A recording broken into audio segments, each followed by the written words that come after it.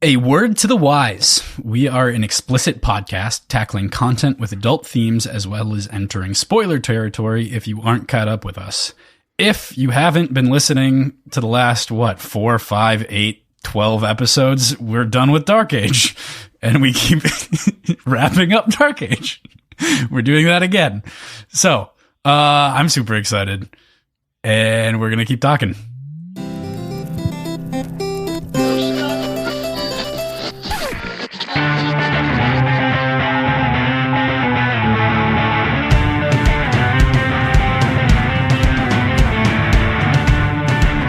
Hey there, this is Cross. And I'm PJ.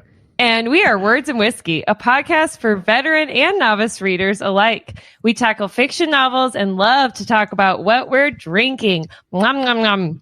You should think of us as your intoxicating weekly book club.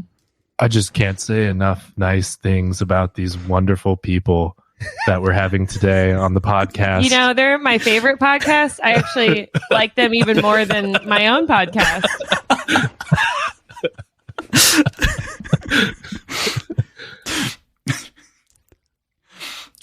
Do we need to I do love like you guys. It was so good. It was so good. I was like, I'm out of things. Okay. I said all the nice things that I could say. That was hilarious. So obviously today is the Tequila special to the Tequilaing with some of our favorite people in the world as they self-described, Ben and Aaron from Howlerpod. Hey, ow! Thanks for having us, guys. Yeah, we're very excited to have you back. It kind of funny in timeline wise, but we were on your show. We recorded a show for you a month ago, and these are coming out back to back days. So there's a whole lot of. We are, more punctual than you because we record ahead of time. Or you guys really are more put together. Yeah, I was gonna say. Or I'm just really lazy about my editing. I certainly don't help. So.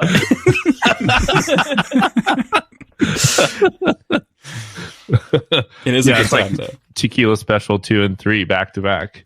And yes, on the Howlerpod episode, I was quite drunk. So I plan to be quite drunk today as well. I'm also apologizing for my behavior on the Howlerpod episode. Which is coming out tomorrow in terms of timeline. So you're apologizing ahead of the other episode. Yes. I'm just going to get out in front of this one. This is one I have to actually listen to because I can't remember what happened. I can't really either, but I just know that some of it is, it's not PG off the rails. 13. But. Definitely not. Oh man, I remember so clearly a couple of different points in that episode that I don't want to spoil that are just standing out in my head. That PJ said it's so good. Apparently, Cross wasn't drunk enough. I was drunk, but I do recall a couple of Lysander related comments. Yes. I remember the format of the show. We played a game. With the book draft, the Dark Age book draft. We played a game where if you don't stop moving, you get shot. Someone's watched Squid Game. Awesome. Yes. But we are very excited to be back with you all on Words and Whiskey. Mm-hmm. Like we said, our second favorite podcast. We are proud to be in second place to the work that you do. And we are also in second place to the work that you do. So in terms of our affection, we like your show more. Let's be real. But before we get too far deep here, let's talk about what we're drinking. We'll kick it off to Ben to start. What are you having today? On the Tequila special. I'm having a lovely Modelo Especial, one of my favorite domestic beers. Muy bien. I guess Mexican beers. I'm a big Mexican beer fan, and Modelo is probably my favorite, followed by Pacifico. So, not Corona. Drink a Modelo. Pacifico's mine. I love that. It's a good one. Do you do the beer upside down in the margarita? The beerita? The beerita, yeah. That's my favorite. Wow. You're really cool. Especially when they come in like the giant cups. Yeah. Like, this won't go well, especially with my little salad. I like how specific that is. That's what I do. That's exactly what happens every time. I'm drinking some wine. Yeah. Tequila special. Let's see. I'm having a Malbec 2019. It's called Punto Final. Could be Hispanic. I don't know. Where's it from? Punto Final Argentina. would likely. Yes, I was gonna say. So we're in South America. We're south of the border. Yeah. We're keeping Absolutely. the tequila special in spirit. How about you guys? Cases. What are you drinking? PJ, you kick it off. What are you having? So I decided to make myself a honey basil margarita.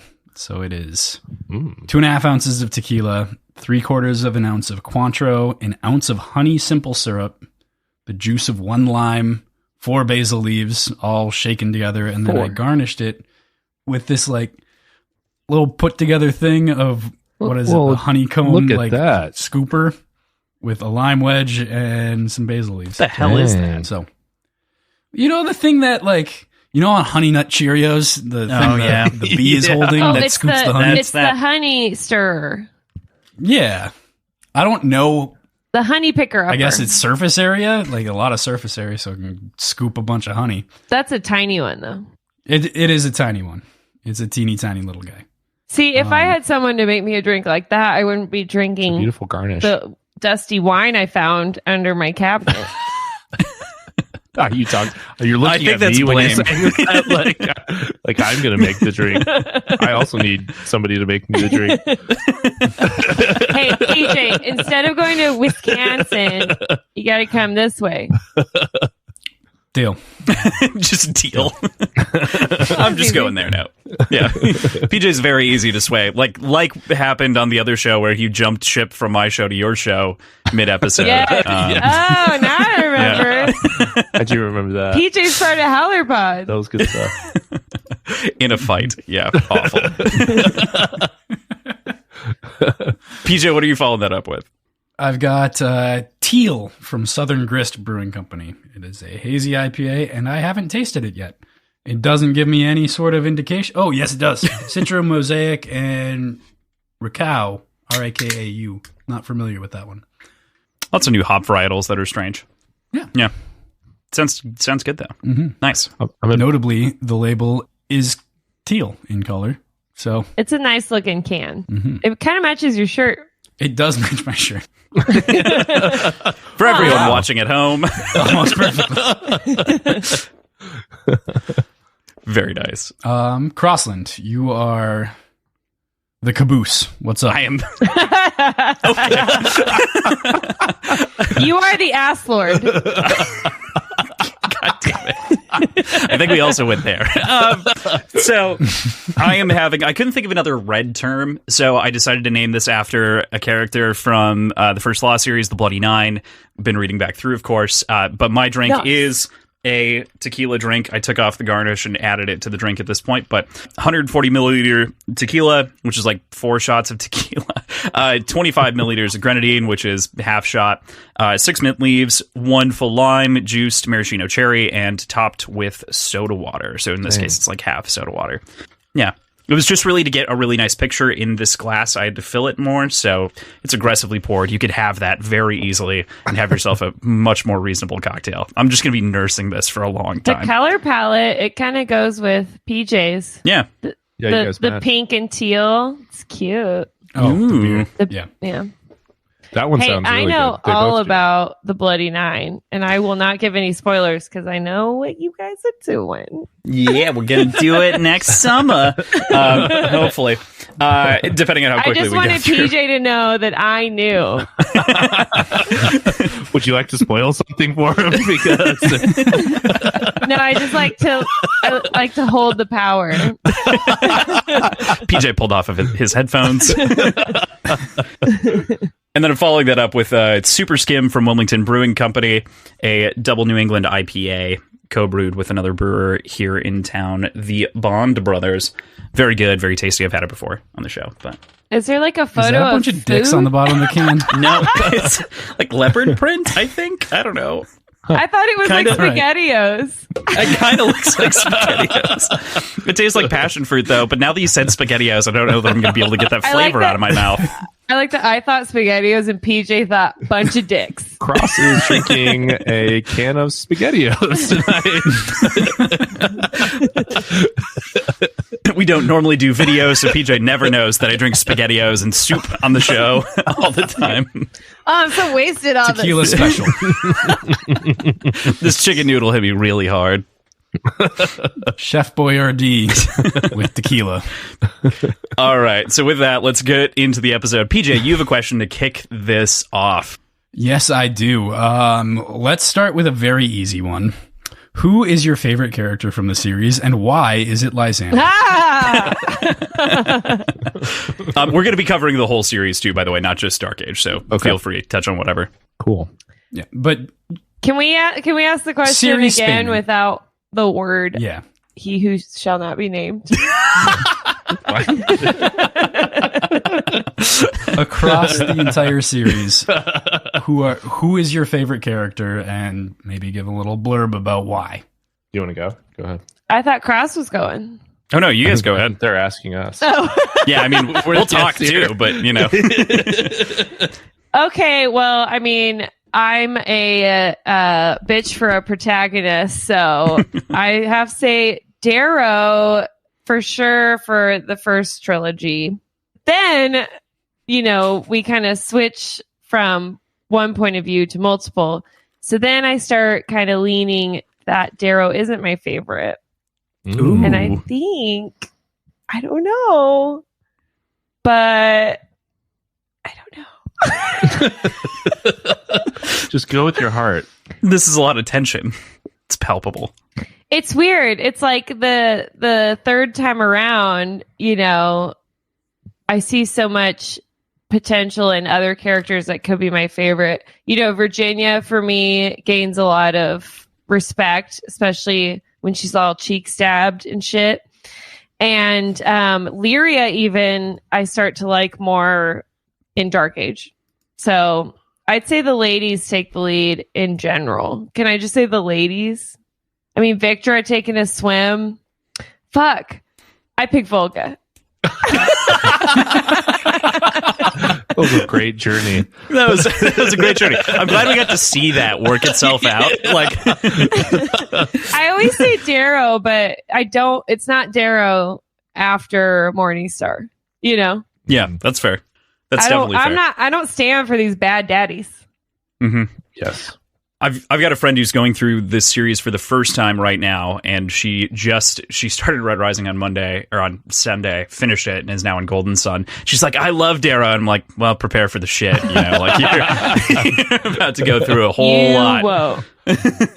I also like that meme that Howlerpod just posted, like the joke. Oh, about, that you guys just posted? Yeah, I like that you're referring to us in the third person now. Howlerpod, the best podcast. And complimenting your own meme. No, but the one about maybe I actually like the baddies. I put that in there because like maybe I actually like the baddies. Mm-hmm. I mean, I kind of feel like book 6. I'm gonna like my favorite character is gonna be like Apple or I don't know, Volsung Fa. Apple's probably pretty far up there for you already. I mean, I love a naked hottie. Yeah. With long hair and musical. Like, give me the talent. It's pressing a lot of buttons. Yes. That's actually a really interesting kind of perspective if we think about it. Like, the villains in the second series kind of take the stage in a lot of ways, especially in Dark Age. So it makes sense that, like, in a lot of people's minds, a lot of those characters take the forefront because, like, Severo isn't in Dark Age for the most part. You know, he's completely gone. Cassius is dead in Dark Age, so that's, you know, a whole thing, of course, as well. Big character in Iron Gold, but, you know, wait, as we think about the last book. PJ knows the end, right? Yeah, PJ's read it all this time. They're finished. So Cassius isn't dead. Right. Yeah, it was just such a it's so funny because of course we went through all of these various steps the first time on the show, the first time that we had you guys were like, am I going to be able to hold it in? And we made it, and now it's absolutely open, which is part of the reason that we were like, we have to have you back to kind of have the full convo now that PJ's brought into the fold. And I'm not great at secrets, so now I can be myself. You pulled it off once. Very bad. Yeah. I can be myself. Yeah.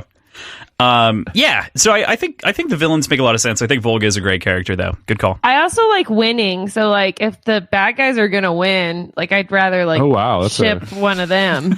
Wow. History is written by whoever Aaron sides with. You're just going to drop our whole team after? I'm just saying, like if Fa's going to Blood Eagle everyone, like, maybe I want to be on Team Full Cycle. Wow. I could go, Love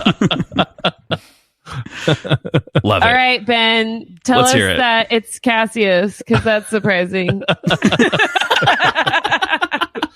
This is why we're best friends, is that my favorite character is Cassius, for sure. I've talked about this a lot on our podcast. Is it bad that I know who yours is more than I know who mine is? Well, I make it known on mine probably a lot more than you do. change my mind every time I read it. Yeah. Who knows?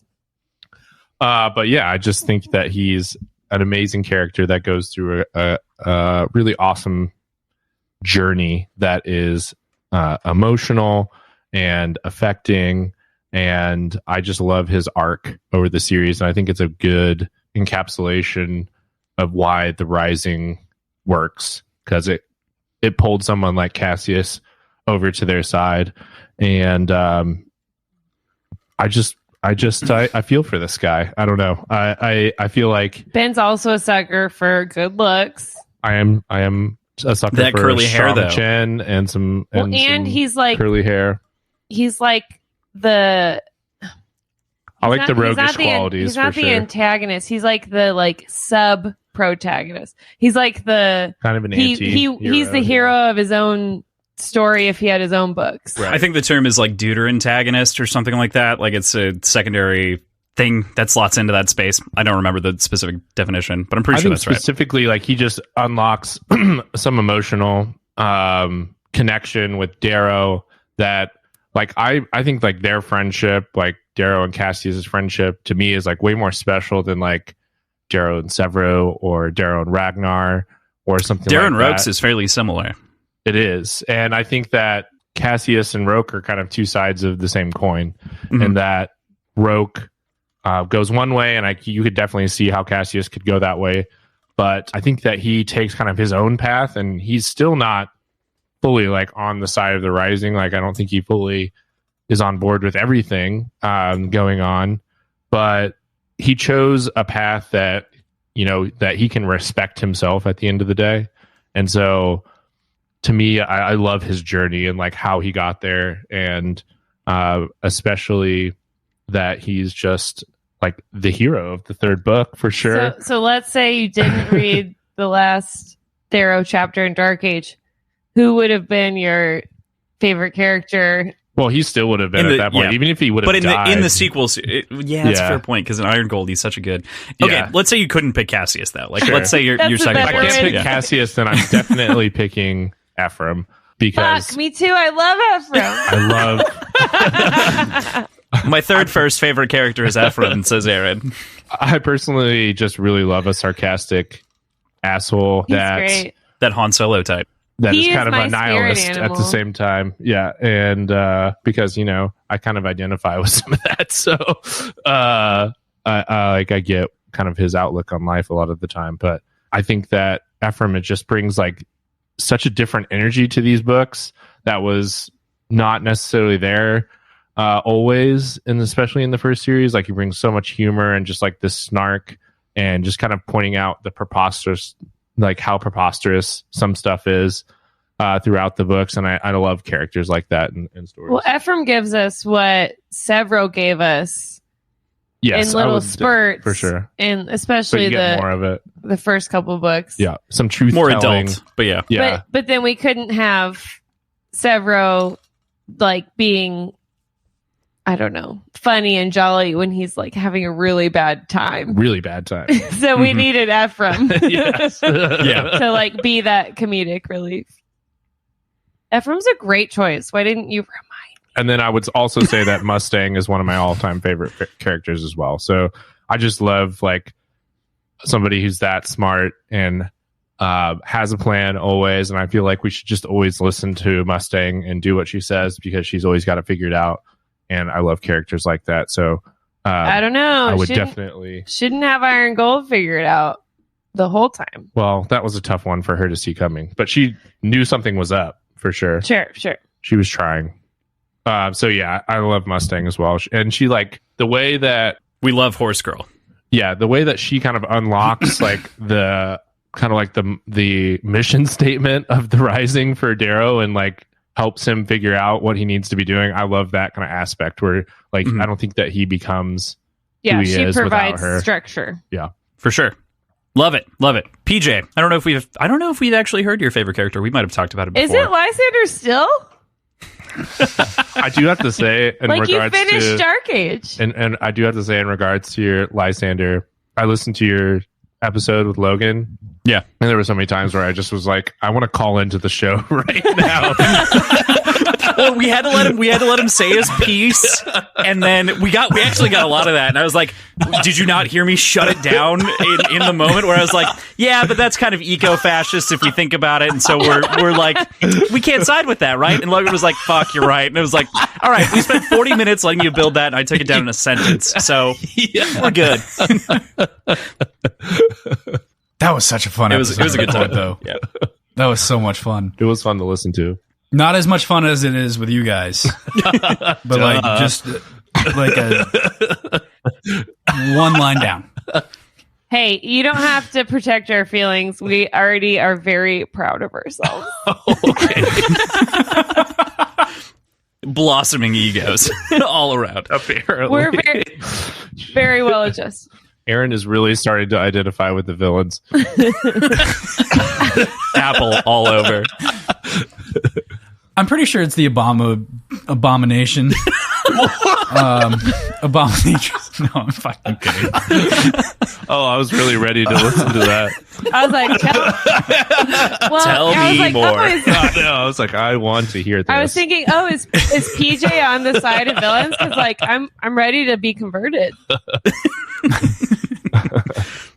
I think it's Cavex. And genuinely, I don't know if we've asked this question before. If we have, I've said something different, I'm sure. I don't remember shit. I'm so bad at like remembering things I say on the show. It's true. It's fair. Constantly.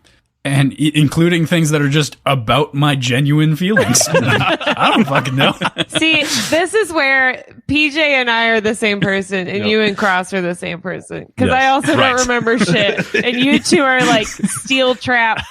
Do you not remember what you said last week? I remember. I have it written down somewhere in a cabinet in my palace. That's why I can't argue with either of you. Because you're probably right. I'm pretty sure I starkly disagree with myself from week to week. PJ and I have been studying a lot, so we have used our brain power on other things. Mm-hmm. That was a good defense. That was good. Yes, that's what's going on. We're both Doesn't studying. sound convincing. No, but I think Cavex, and I'm sure I talked about this early on in the first trilogy when we ever talked about it, but I think it still holds true. He is a genuine, loving, caring teddy bear of a person who can also just fuck shit up. But he embodies a father figure to a lot of our characters. He is understanding and, more importantly, willing to hear out any sort of viewpoint that disagrees with himself. He's just a good person in general. And he also has a fox. And how can we ever let that go unmentioned? Sure. He's a great person, instilled some great morals. And what's the quote that we keep quoting that I can't remember? That's very helpful. What's he say to Lyria? Oh, pain is but a memory. Pain is but a memory. Yeah. There's more to that. Pain is but a memory. Also, sometimes it's good if people think you're a little mad. That's a good one too. Yes. Yeah. Mm-hmm. Yeah, I love that section where he finally comes clean and he's like, I'm not actually crazy, guys. I remember getting a lot of messages from people when we were going through the series, PJ, who were like, PJ has CAV-X all wrong. And I'm like, well, of course he does. We haven't read Iron Gold yet. Like, we don't have those answers. It's kind of like Gaia, like pretending to be crazy or senile. Yeah, that's a good point. I'll do that once I'm 80. Pretend to be senile. I'll do that when I'm 40. I'll actually be senile. Let's be real here. Yeah. Like, I'm going to lose it. I'm just letting you know I'm pretending. Wink, wink. Wink. Wink to future me. Okay, Cross, who's yours? I mean, I like Roke. This is well known, but he's like a character that I don't. He's not my favorite character, but he's one that I identify with and I like a lot. Because you're a coward? Because I am a coward and a poet, yes. How dare you? Whoa! Fighting words. Hey, I guess the only difference between Cassius and Roke is cowardice. If we really get into it, maybe a little bit of ego. Or space racism. I mean, again, Cassius hasn't entirely sided with the Rising. Yeah. There's some problems there. He really just did it because of the other things. But he kind of shuts Lysander down when Lysander's like, she's one of us, or the goals are one. He's like, what are you talking about? We need to save all these people. Right. Not like one Cassius of us. is still more honorable still for taking sure. advantage of some pinks, probably, though. I mean, if I were a pink. Let's not go there.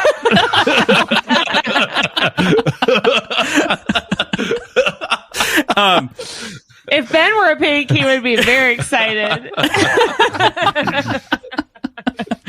I would probably go secondarily instead of the second series. I just love the impression that Atlas makes in Dark Age so much, especially in this reread. This was my second time reading it when I read it with PJ, and second, third, and fourth simultaneously because I have to read it that many times to make sure that I'm not missing anything. When I was going through, I just appreciated like every single word that he said, and he's got so much menace and so little time. He really kind of comes out as this... In the same way that Darth Vader does in the original Star Wars movie, so little screen time and yet so much influence over the entire rest of the story.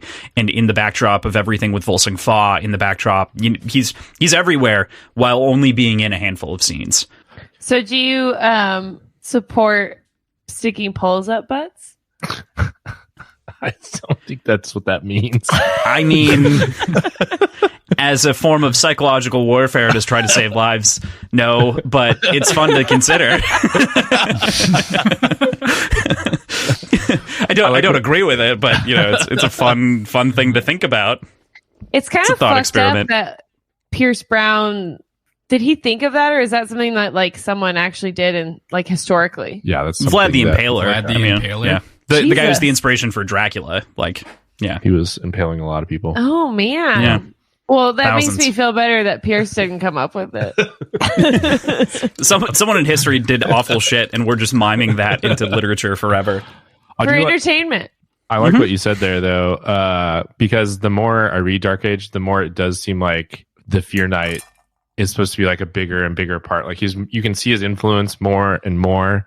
And it seems like Pierce really wants him to be like this menacing, extremely like Machiavellian figure that's kind of controlling a lot in the background. And it seems like his role, maybe the first time you run through the book quickly, you're like, oh, the Fear Knight, he's cool, but like... He's cool and all the awful shit. Right. Yeah. But then you think about the next time you read it, like, oh, okay, he's up to all this shit. And then you see that, I mean, he posted this on his social media, right? That it looked like Knight? Probably was like the prologue of book 6. Mm-hmm. Looks like it's going to be the Fear Knight. Yeah. Like a first person point of view from the Fear Knight. Right. So that seems super interesting to me. I might become a bad guy fan. Looks like Cross already switched over. Now you like both of your favorite characters are bad guys. The interesting, both of my favorite characters are bad guys, I guess. Roke starts as a good guy though. Like let's be honest. He just changes or becomes revealed, whichever way you want to think about that. But the thing with Atlas too that's really interesting is when you get into like his psychology, you could also see him sympathizing with the Rising in large effect. Like he could be swayed. He just understands sort of his position in power, and he also he has like that Rim ideology in him, but also has this mentality of like he's been exiled, he's coming back from that, he's trying to work his way up the ladder as he sees it, and he knows that he would have no place in the Rising, but in a different world, a different lifetime. The dude's a scholar. The dude is the tortured version of Lysander to some degree. He is on that same intellect level, but 2 decades removed. What 3 do we decades think removed age-wise.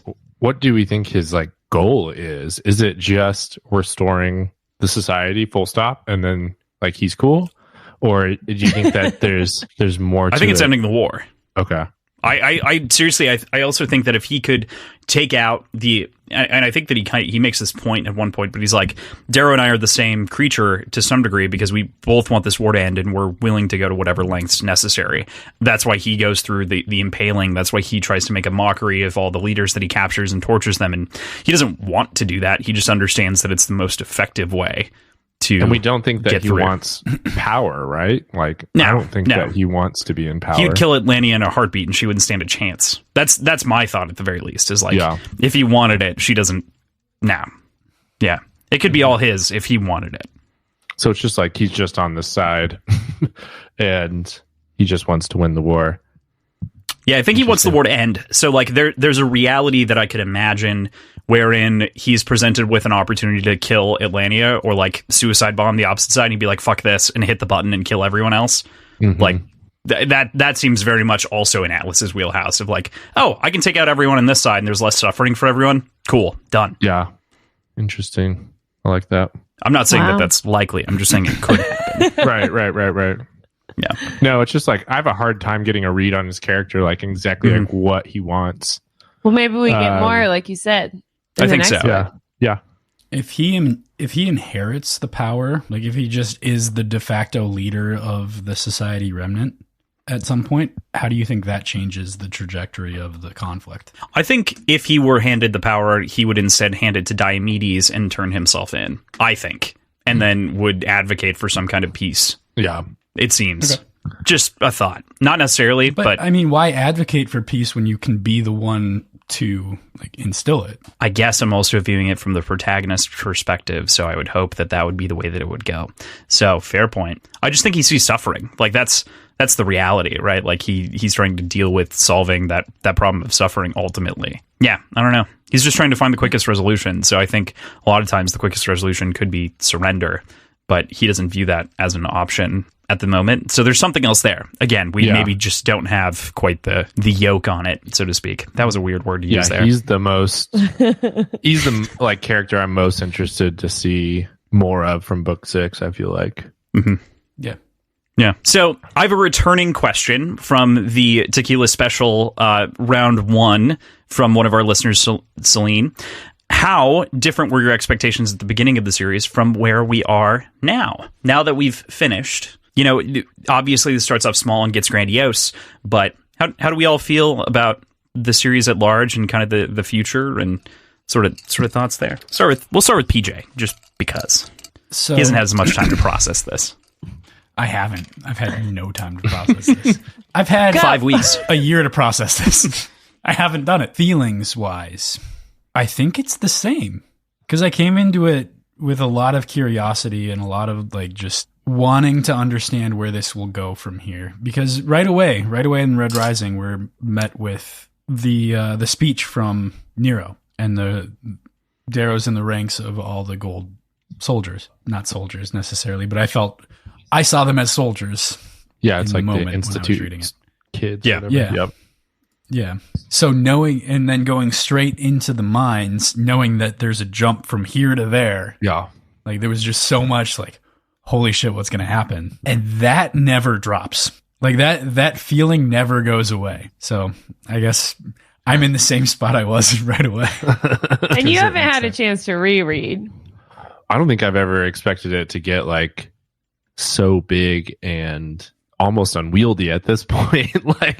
And especially with Dark Age, like it just at the end of Iron Gold, I think we did like a Dark Age prediction episode and just like it's embarrassing. Had no idea. A lot of people died.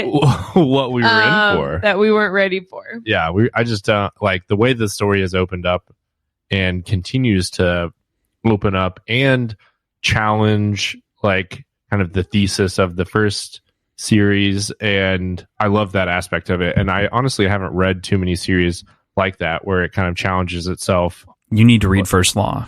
There we go. Yeah, so It's really good. I do like that because, like, for me, I'm kind of a person. I know there's a lot of people out there that like the happy ending of the first series, but that for me was almost kind of like, that's not what I knew. It was good and it felt good, but it's not really what I wanted. I thought we were going to go kind of grimier with the ending. And that is now where we're at in the second series. So that has been awesome to see. And I didn't have an expectation that was going to happen because it did feel like, we need to have like kind of the Hollywood wrapped up happy ending. But now the fact that we're kind of debating that and interrogating it 10 years down the road, looking at it in a second series with new characters, especially the different point of views, that aspect to me is awesome. So my expectations from here, as opposed to the beginning, I'm just like, I thought I knew where the story was going, but now I'm just like, I'm going to sit back and just watch this man work because that's all I care about. So I would say book one, I've always been a big YA reader. So like, Divergent, Hunger Games, Twilight, Harry Potter are all the like big ones. And I felt like Red Rising book one fit into that genre of books. But then we emerged from Red Rising into a more mature version of those books, which I think are more grounded in like what the world could actually be if this was the world, and less YA, more adult in terms of like first like more murdery, but more focused on like politics and warfare instead of just the love story. So I felt like Golden Sun and Morningstar kind of like emerged from the YA beginning into, it kind of like brings us up the escalator until we reach Dark Age. Starts asking a lot harder questions. Yeah, like we start on the easy YA Red Rising, and then literally we're on an escalator. So like, I don't know how like harder ski paths is the way that I think about it. Like we started off on like a nice casual blue circle or square or whatever it is. Now we're on black diamonds and we're all and it was a lot easier to just be like, oh, these characters are good, these characters are bad, these are the people that we're cheering for, these are the people that we're cheering against. But now, like, and we talked about this with our favorite characters. Someone who might not be an avid reader to be like, oh, you would love Red Rising. Because like it's kind of an easy book to love. You get you get the victory, you get the rising from the ashes, the underdog kind of wins at the end of Red Rising.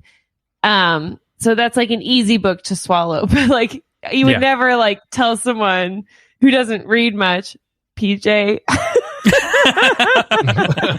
to just like read Dark Age. It's like, I mean, it's fucking intense. I have trouble getting through it still because, I like my easy reads or my like happy endings at least. Right. So what's funny is our producer actually put it down at the exact same spot that I did originally. He's like, he hit pause basically for the last month shortly after the Day of Red Doves.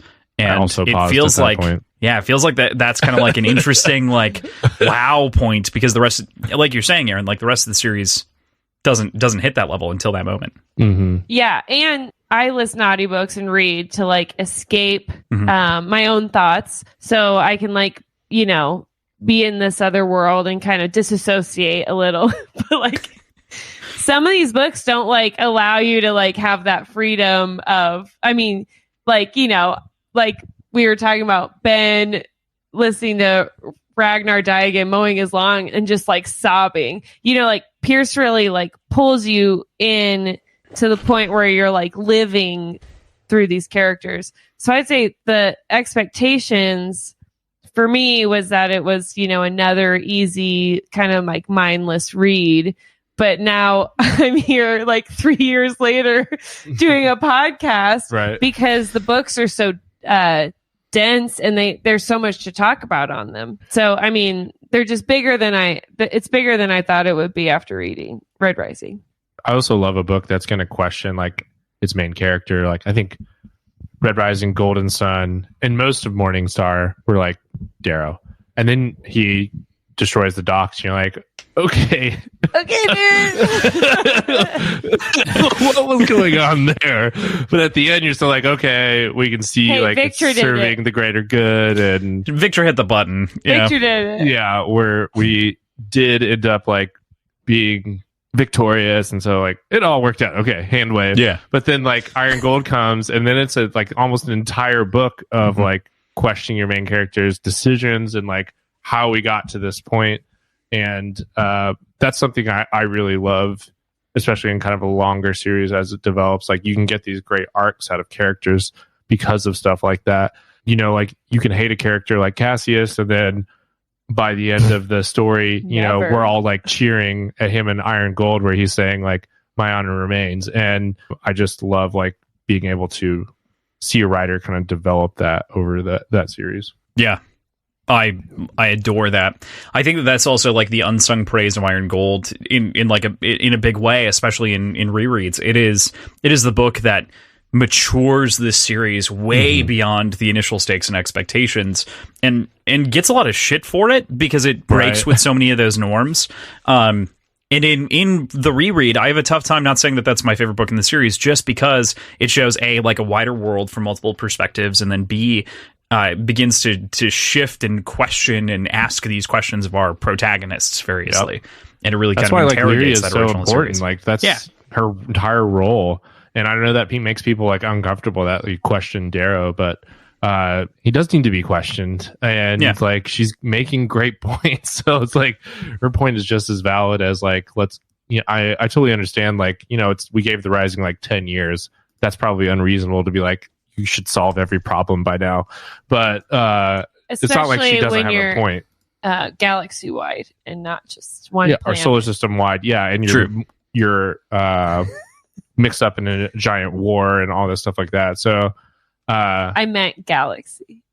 Galaxy wide. I'm just kidding. Yeah. I just love that Ben like slipped in the correction. Yeah, solar system wide. Just had to make sure that you're aware it's a solar system, not a galaxy. There's a lot in the galaxy. There's the Milky Way. there could be aliens in the galaxy. We don't know that. It's very important to get your space terms correctly. Right. It's very true. Very important. I'm just trying to do not. a ride along to space. I'm not trying to like map space.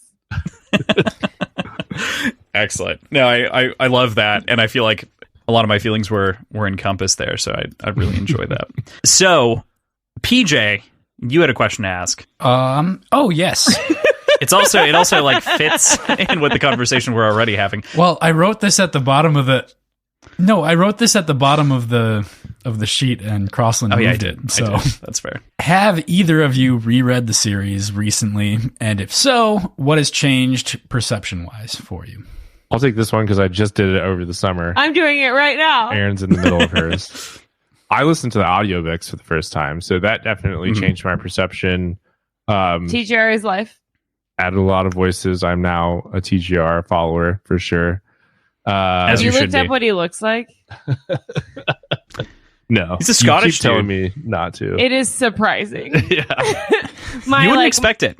mental image of like Darrow and is like who I thought TGR would look like, and then it's not what he looks like. Yeah.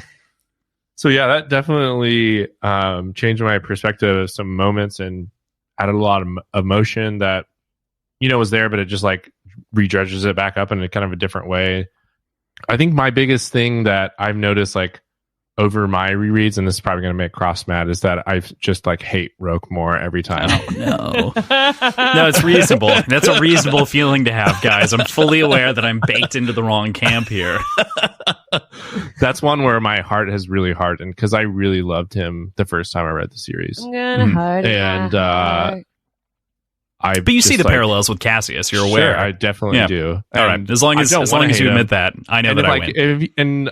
if you listen to our episodes talking about him and like our Golden Sun reread and Morningstar reread, like we empathize a lot with Roke in those situations when we're doing our close reads. But I don't know, just when it gets down to it and he turns, it's I just like I can't stand this motherfucker. Like that's the one thing that's happened when you've reread. No, it's I'm just you hate Roke. No, that's not like the one thing. But I'm just saying, like, that's one thing I've definitely noticed is like I have less and less sympathy for Roke as the more times I reread it. Okay. I turn into like more of a howler that feels like extremely betrayed by him. I don't feel the same. I mean, I don't. Well, I heard that one. That one was it shook the house. Did you hear that, PJ? Yeah. I'm kind of worried we'll lose power if we do. Bye. Bye.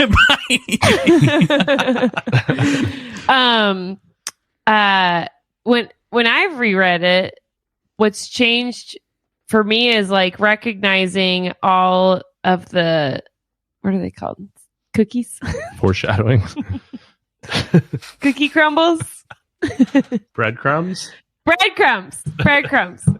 Like it's fun to reread and realize like Pierce has like dropped cookies for us.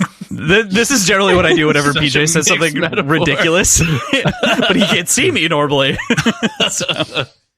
All the breadcrumbs that I've missed. And even like on third and fourth reads, I'm like, oh, what the fuck? Has that always been here? Like, it's crazy how layered Pierce's writing is. Like, he really like sneaks in all this shit that you really don't catch the first time around.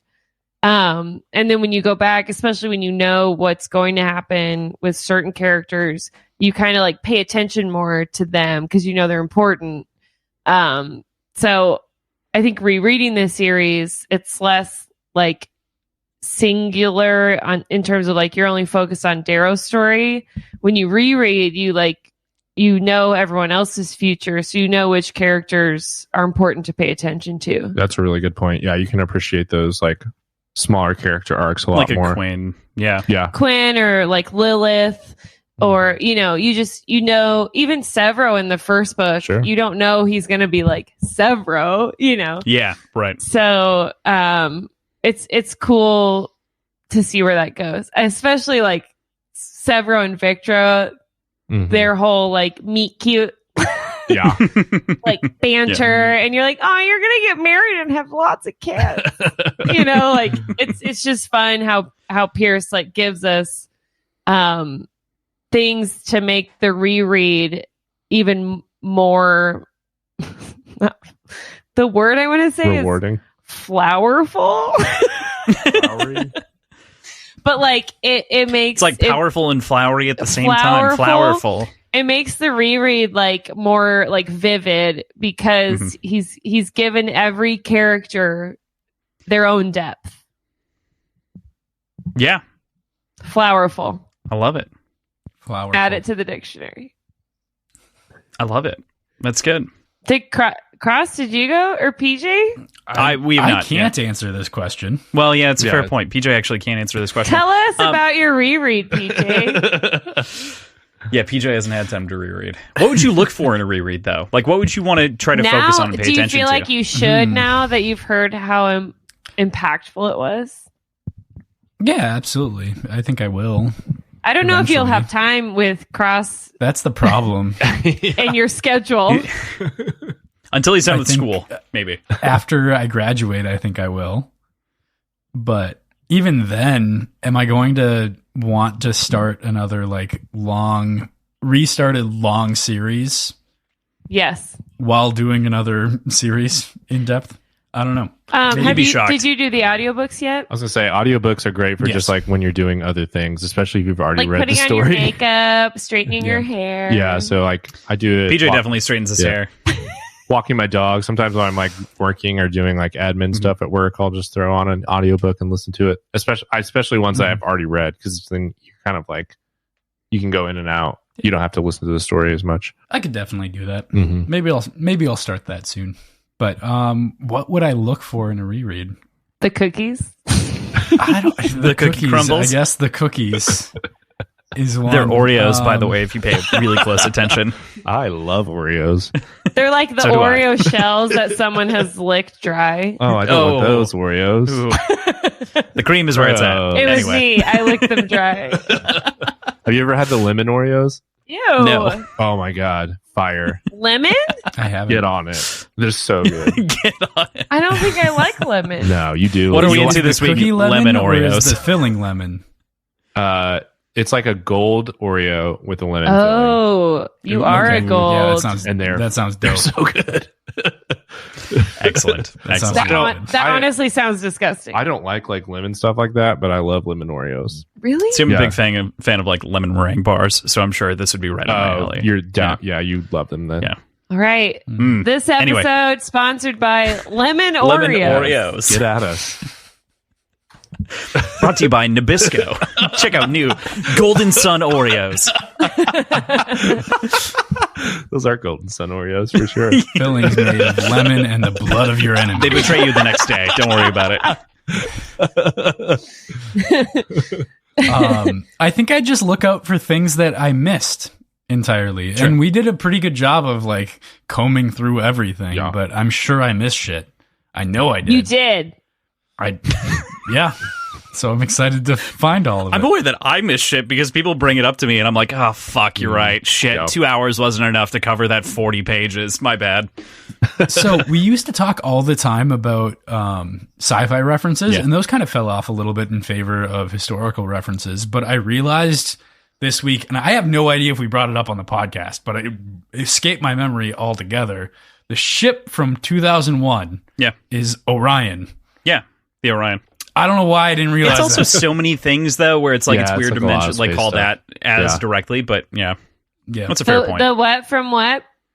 The ship from The ship from 2001, A Space Odyssey. Oh, the movie.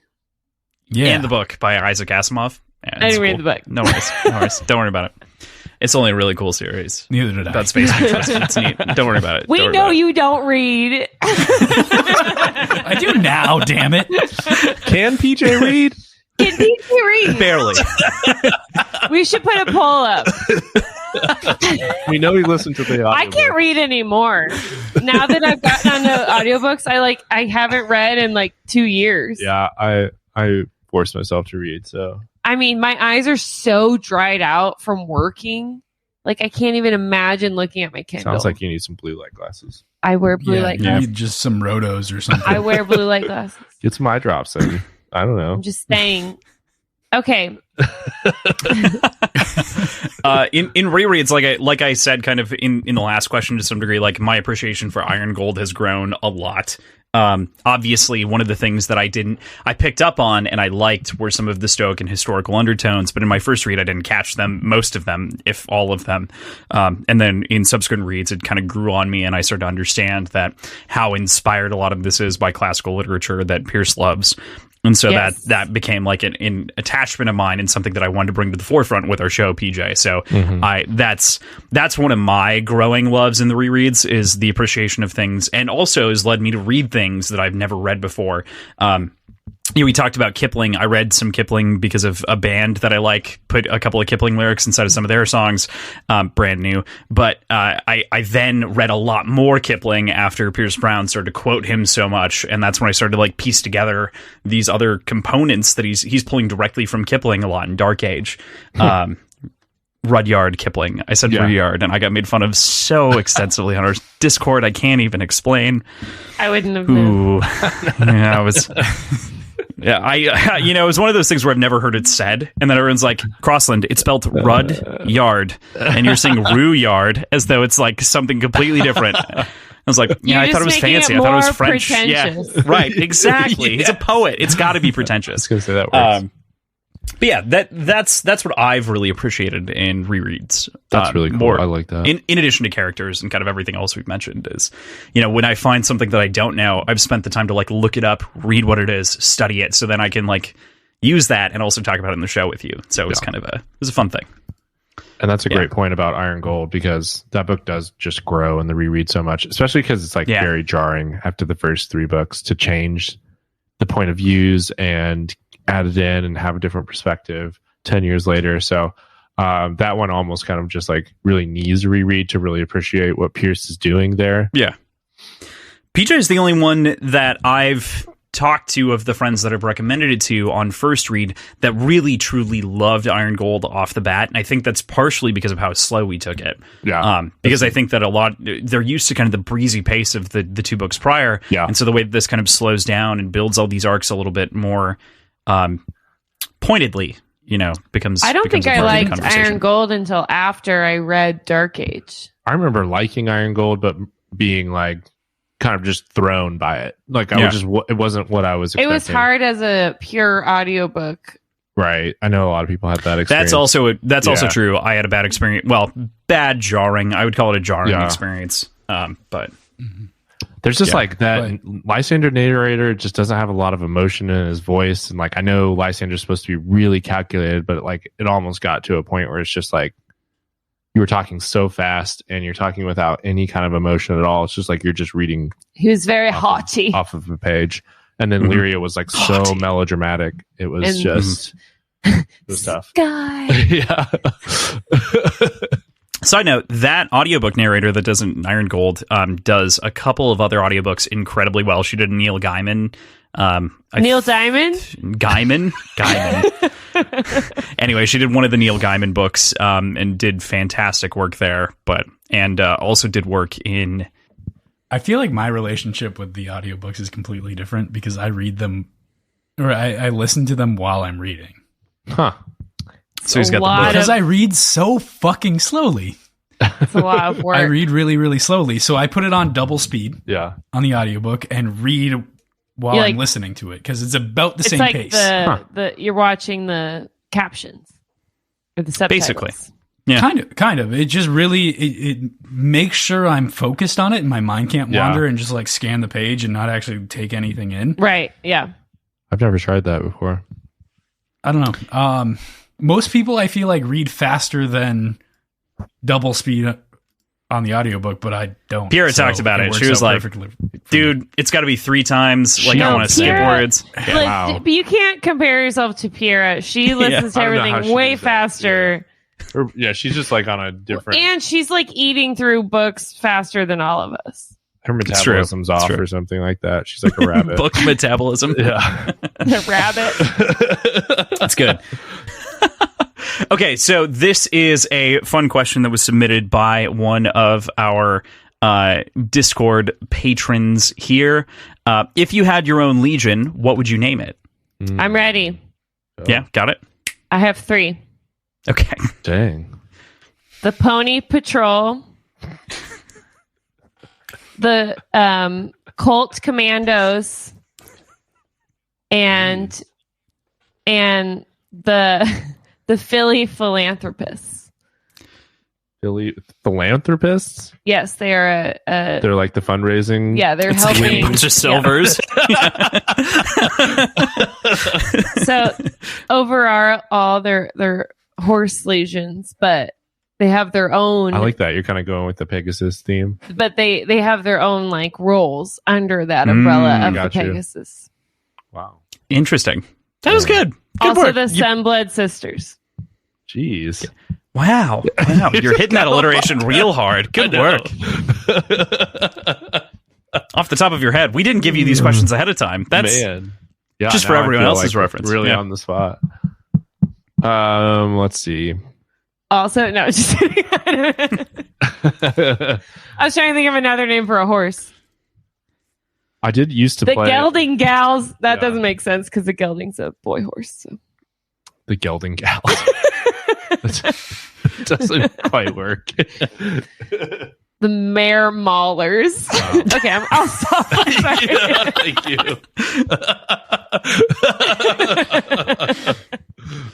Oh, man. I kind of want to throw these 14 hands.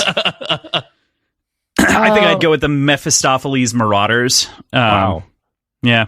The what now? I was Mephistopheles Marauders. Are you saying something from Cats, like the musical?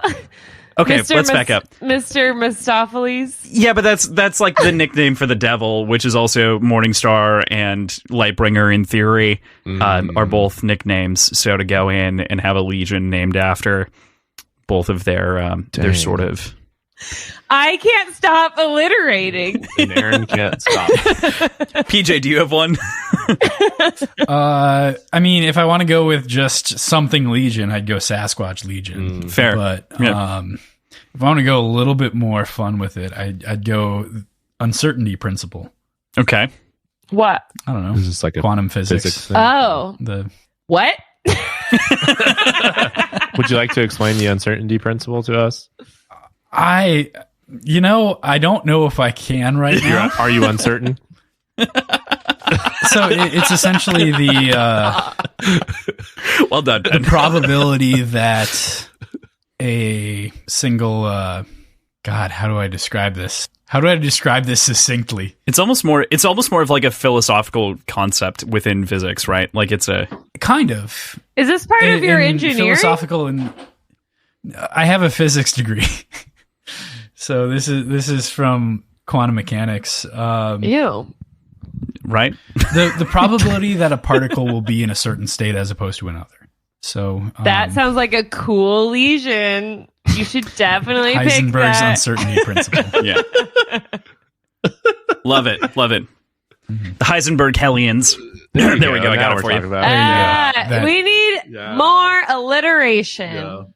What about But I mean, if it were like a legion of, I don't know, subterfuge and rogue, Yeah. not rogue, but rogue-like characters, Roguelike characters. shadows, secrets, stuff like that. I love it. Yeah. Reminds me kind of like Zero Legion in that way, right? Where Zero Legion is like both a force on the front and kind of behind the Atlas's group. PJ is secretly a Fear Knight. Wow. Yeah. Terrifying, really. honor harem? Honor harem? Well, they're both like, it's alliteration, H's, but yeah. honor doesn't go. I like Ben's robe. Honor hair. Honor harem. I'm trying to give you a Cassius one. Oh, We need it, Ben. I You see what gotta- you're going for. You gotta I pick said one out of the Ben's air. bros. The but- Eagly Eagles. The what? The what? The Eagly Eagles. Is that what Ben. you just said? You need to You take can't. a break. I don't know. I don't have I'm trying to think of animals that I like, and also think of sports teams that I was on. But I was on a team called the Wolfpack for most of my Wow. life, but before that we were the Wildcats. So maybe I should go with something like Wildcat. Ew. Oh, I thought of mine. Okay, I thought of mine. Okay. All right. So I have a weird obsession with cowboys, and so mine's going to be the Cowboy Legion. I don't know. I just have always wanted to be a cowboy, and I'm Do you ride not horses? at all. I'm very much a city kid, and I've ridden horses a few different times. Do you want to come ride my horse? But I often talk about owning a cowboy hat, and probably never will. But it is a dream, that I have one day. I've never known this about you. I talk to Amanda about it all the time. You don't like country music. I have a cowboy You'd hat be somewhere in surprised. here. Do you like Garth Brooks? Yes, That's who doesn't like Garth? That's like Garth Brooks? popular country. Sure. But Well- Cowboy Legion for me. That kind of goes along with my rogue affinity for people like Cassius and Han Solo. He's a cowboy. It makes sense because you want to Yeah. be the space cowboy, really, Right, in your own exactly. head, right? It doesn't make sense being in Kansas and Ben is from not I'm just I was not already, cowboy country. I already said it. He's I'm not very from much a Hayes, fair. Kansas. city child. He's from Wichita. Ben, Yeah. for the record, I am very certain you would love The Dark Tower by Stephen King if you haven't tried to touch it. Oh yeah, I've read the first 3. I think you recommended You've read that. the first 3 Yeah. Mm-hmm. and you stopped at the 4th? I'm bad about How? continuing series on. So I have a plan. I have the 4th book and I'm planning Okay. to read it. All right. So now I can't I have this really, and I did this with Dune too. I read Dune and then I stopped, and then I'm Did you guys see reading- Dune? Yes, I recommended you see Yeah, we Dune talked to him on the about episode it. that comes out tomorrow. How The dare you? Spice Melange. I saw it in IMAX the Spice Melange? with Ben. I saw an IMAX with Ben, and I kept looking at him like, my ears. I was like, my ears are going to explode. That needs to be the drop quote for like the episode. Spice Give me some spice. No, Ben and I saw it, and like, first of all, the theater was like 90 degrees.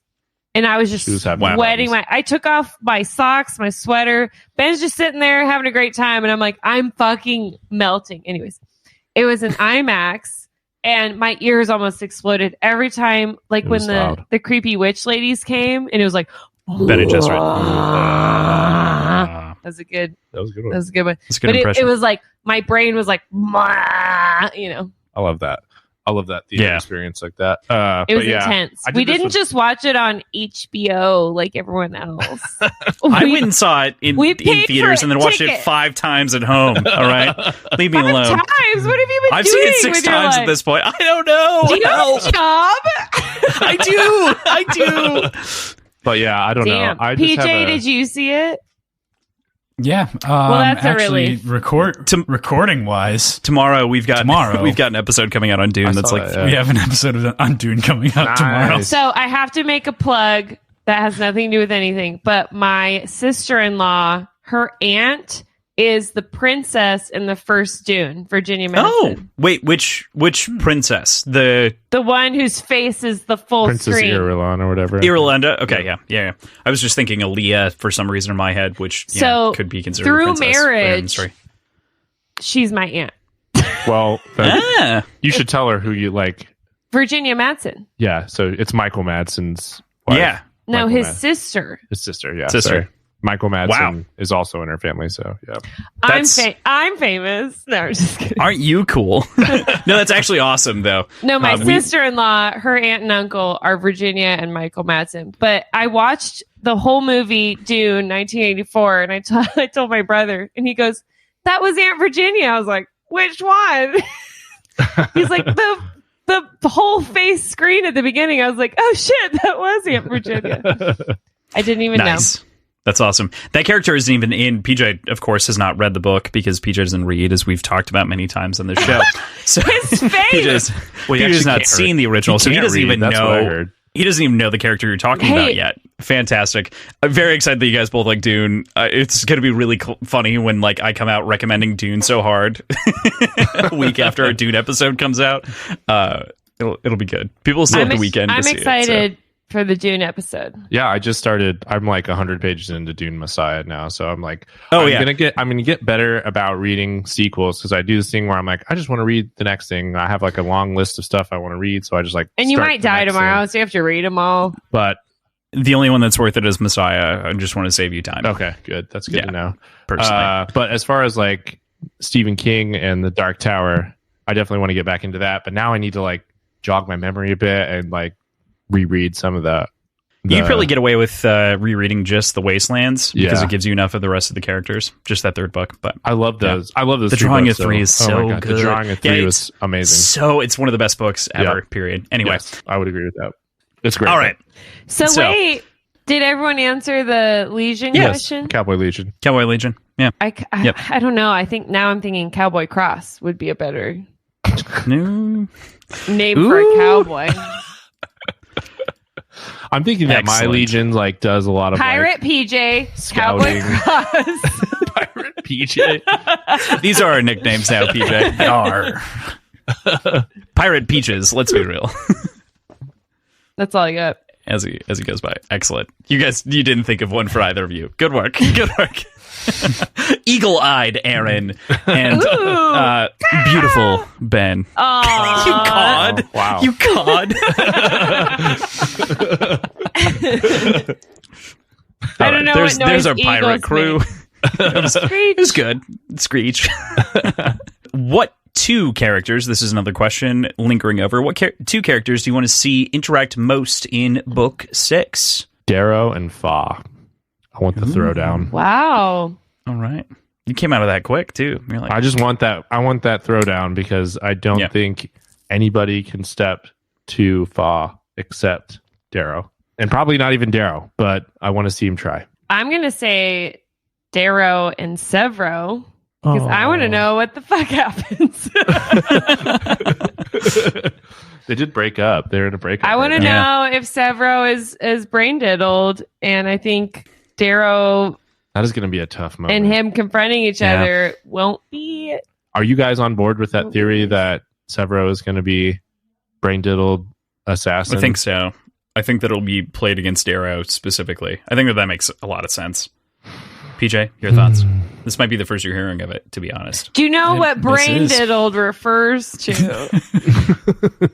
The pandemonium, right? Okay. Yes. So he gets it. It's very PJ, so happy to have you on board. Yeah, I could see that. It sounds that one's just gonna like hurt real bad. I'm ready. Emotionally. Stab me in the face. Yeah. I just want more smut between Atalantia and Ew, you're gross. That's fucked up, man. Did you write that down as a note? I saw you staring down. Bring this up. I did. But oh no, that hate fuck is pretty bad though. Let's be real. What was that? I said that hate fuck is pretty bad though. Let's be real. Like, that I don't know. It's a full hate fuck. I don't think it is. I think it's evolving into one, especially after the like knowledge with just anatomically. I think as a man, Kalendora. it can't like fully be a hate fuck. right, he's into it. I like that your guys' point though that you had brought up on your podcast about that's the first true sex scene that we get in this entire series. We get like a tease. It's just we get a tease. horrible.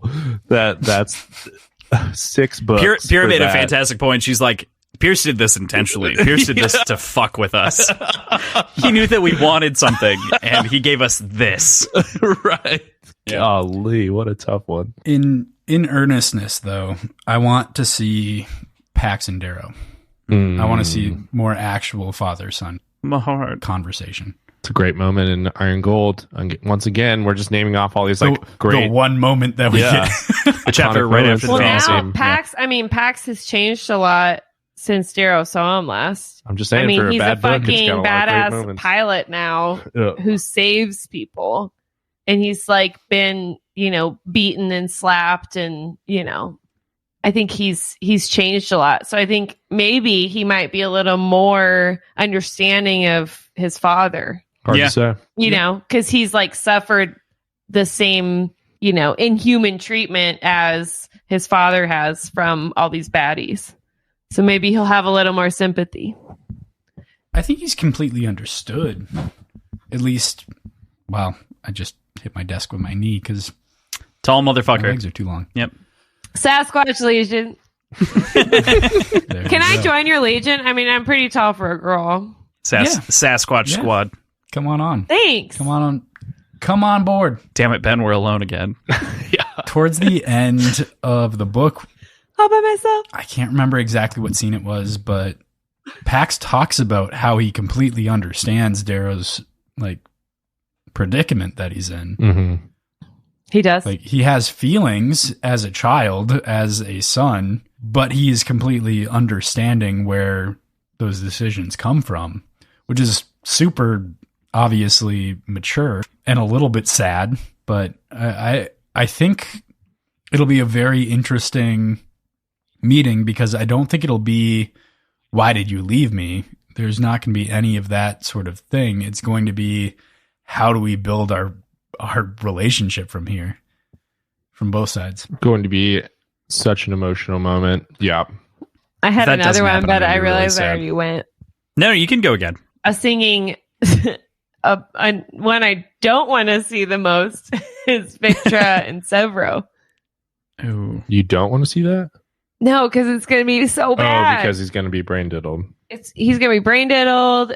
Her fucking son got nailed upside down. Like, there's a lot of like bad Bringing up Ulysses, shit. that I actually, now that you say that, I'm imagining that being the scene where we confront a bad Severo, being like Victra trying to explain, and like that being the first moment that we see Severo again. And that sounds atrocious. That sounds awful. Just count me out. I'm hurt by the idea here, maybe Aaron. I'll- maybe I can't I'll- believe that I didn't think of that. Maybe I'll skip That's the worst past. case scenario. Oh, So That is gutting. The question is, what do you want to see? Yes. So, Cross.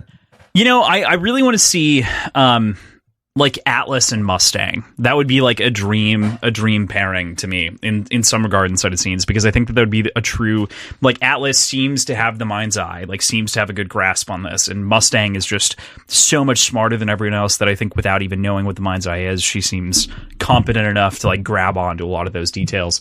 So I'd be curious to see their like mental chess game that would happen in a room together. And I think that would be a fantastic scene to see.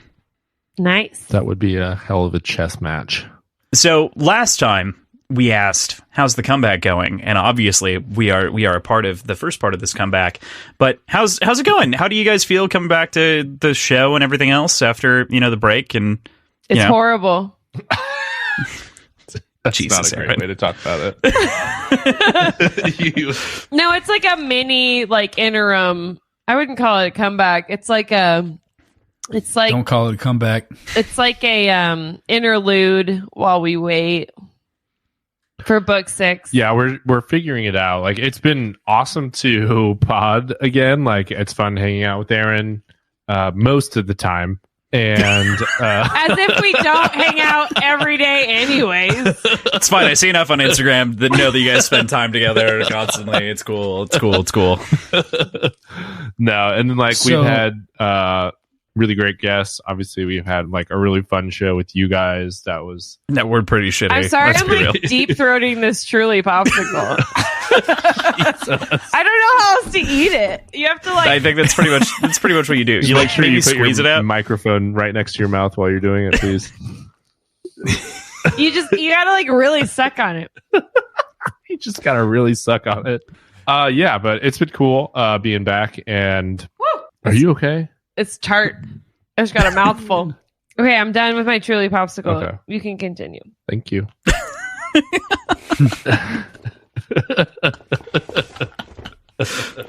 This For everyone at home, episode this is is sponsored sponsored by Truly 21 Plus, contains alcohol. A lot of people are very aware that we heavily edit our episodes for this very reason. Not you, Aaron, but because we also do this often.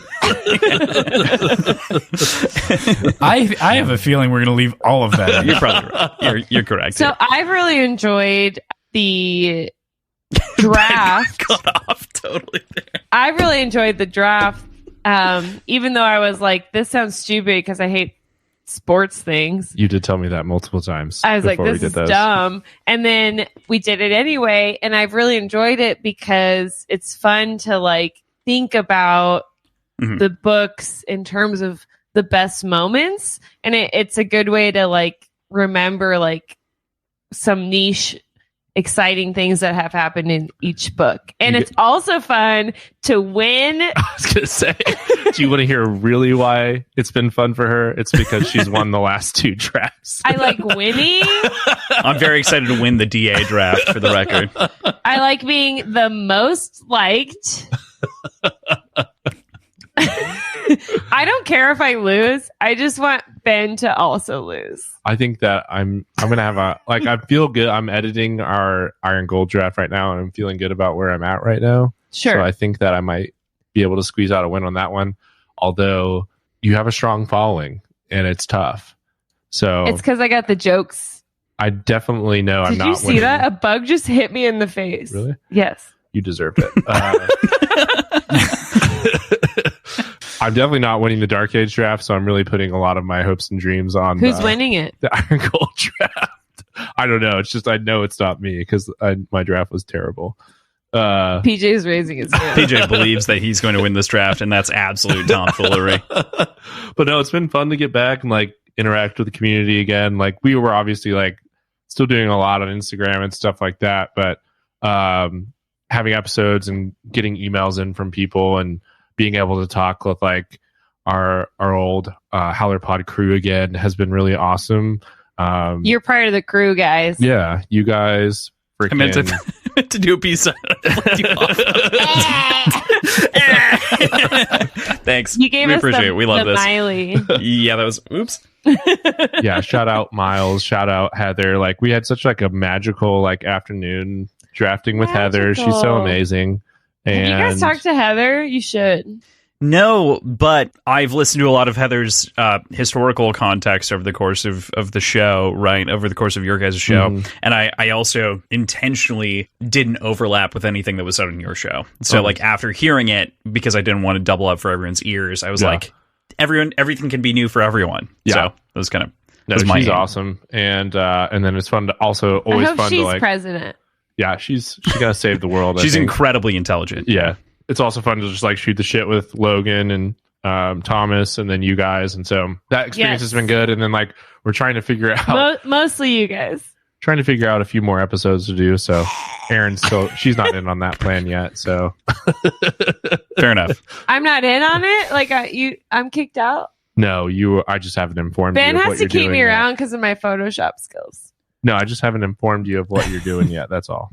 So fun. So as far as book 6 goes, do you guys have a roadmap for what it's going to look like for the show when that gets released? It'll probably be another reread. We'll definitely chapter by chapter. Yeah, we have we'll do an Insta reaction. I would like to do. I'm going to put this out there. Somebody can probably steal it if they want to, but I have an episode idea before it comes out for a prediction purge with like the purge siren. And then 60 minutes of predictions. And so that of just like 6? Statements. Yes. Nice. No, I just want like people to call in. PJ? We can, we can have people come on. I just want people I just want a solid hour prediction hour and call it the prediction purge. So you can just get every single thing, every purge take. Let's do it. You guys in? We'll send in predictions. If you guys want to share it with us, you guys ready to purge? But I really just want the purge sound to happen in the episode, and then the takes. That's the main. I want the War of the Worlds sound instead. Like I want the big laser sound. Then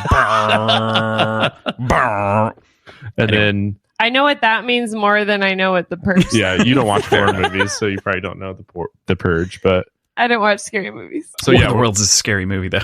Yeah, but it's like zombies. Aliens, but okay. Yeah. War of the Worlds isn't scary. It's like an action movie. Right. Yeah. Purge is... The Purge is... too much for you. Baby eyes, yeah. But yeah, we'll do a prediction purge. We'll do an instant reaction once it comes out. And then we'll dive in and do like kind of our chapter by chapter reread that we have been doing.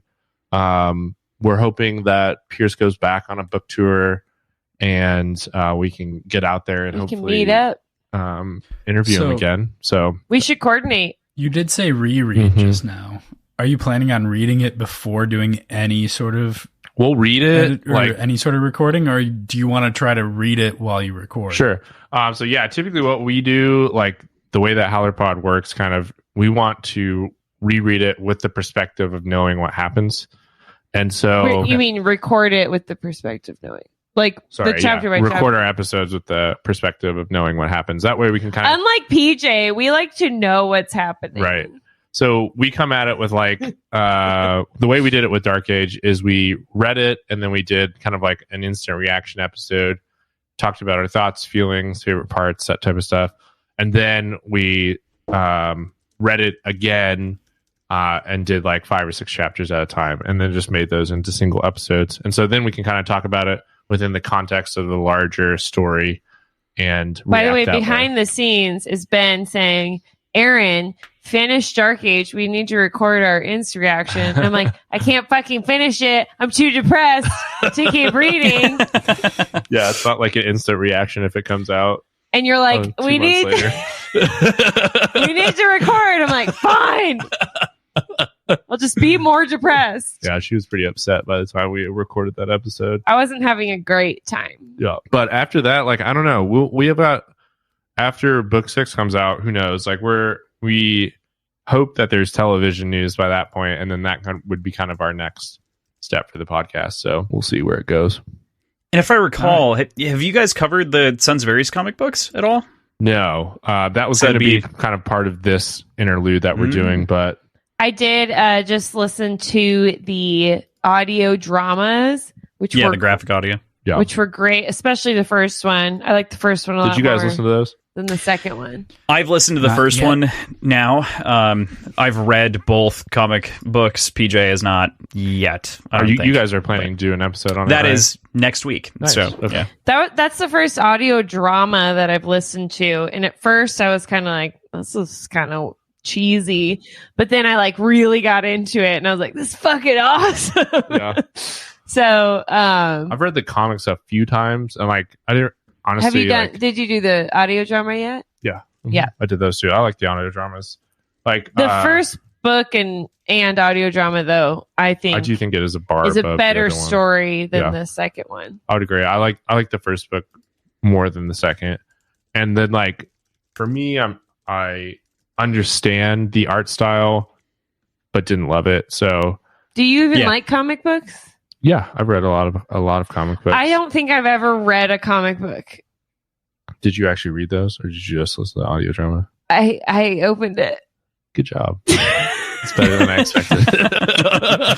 It's just like I have an older brother, and like he was super into comic books, so I think I was like, that's stupid boy shit. yeah, you just like pushed it away. You That's know? fair.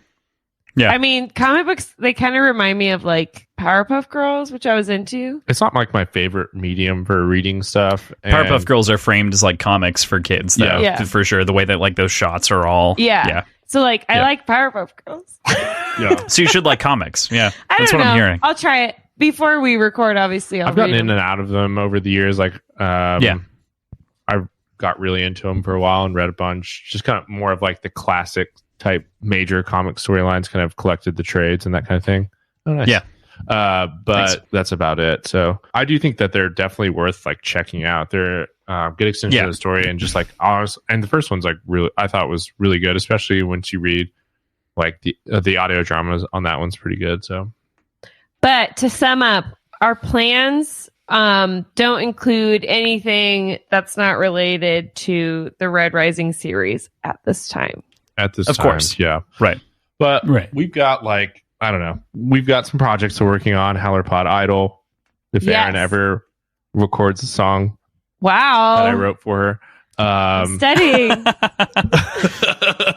I did all the work. You just need to do the other part of the work.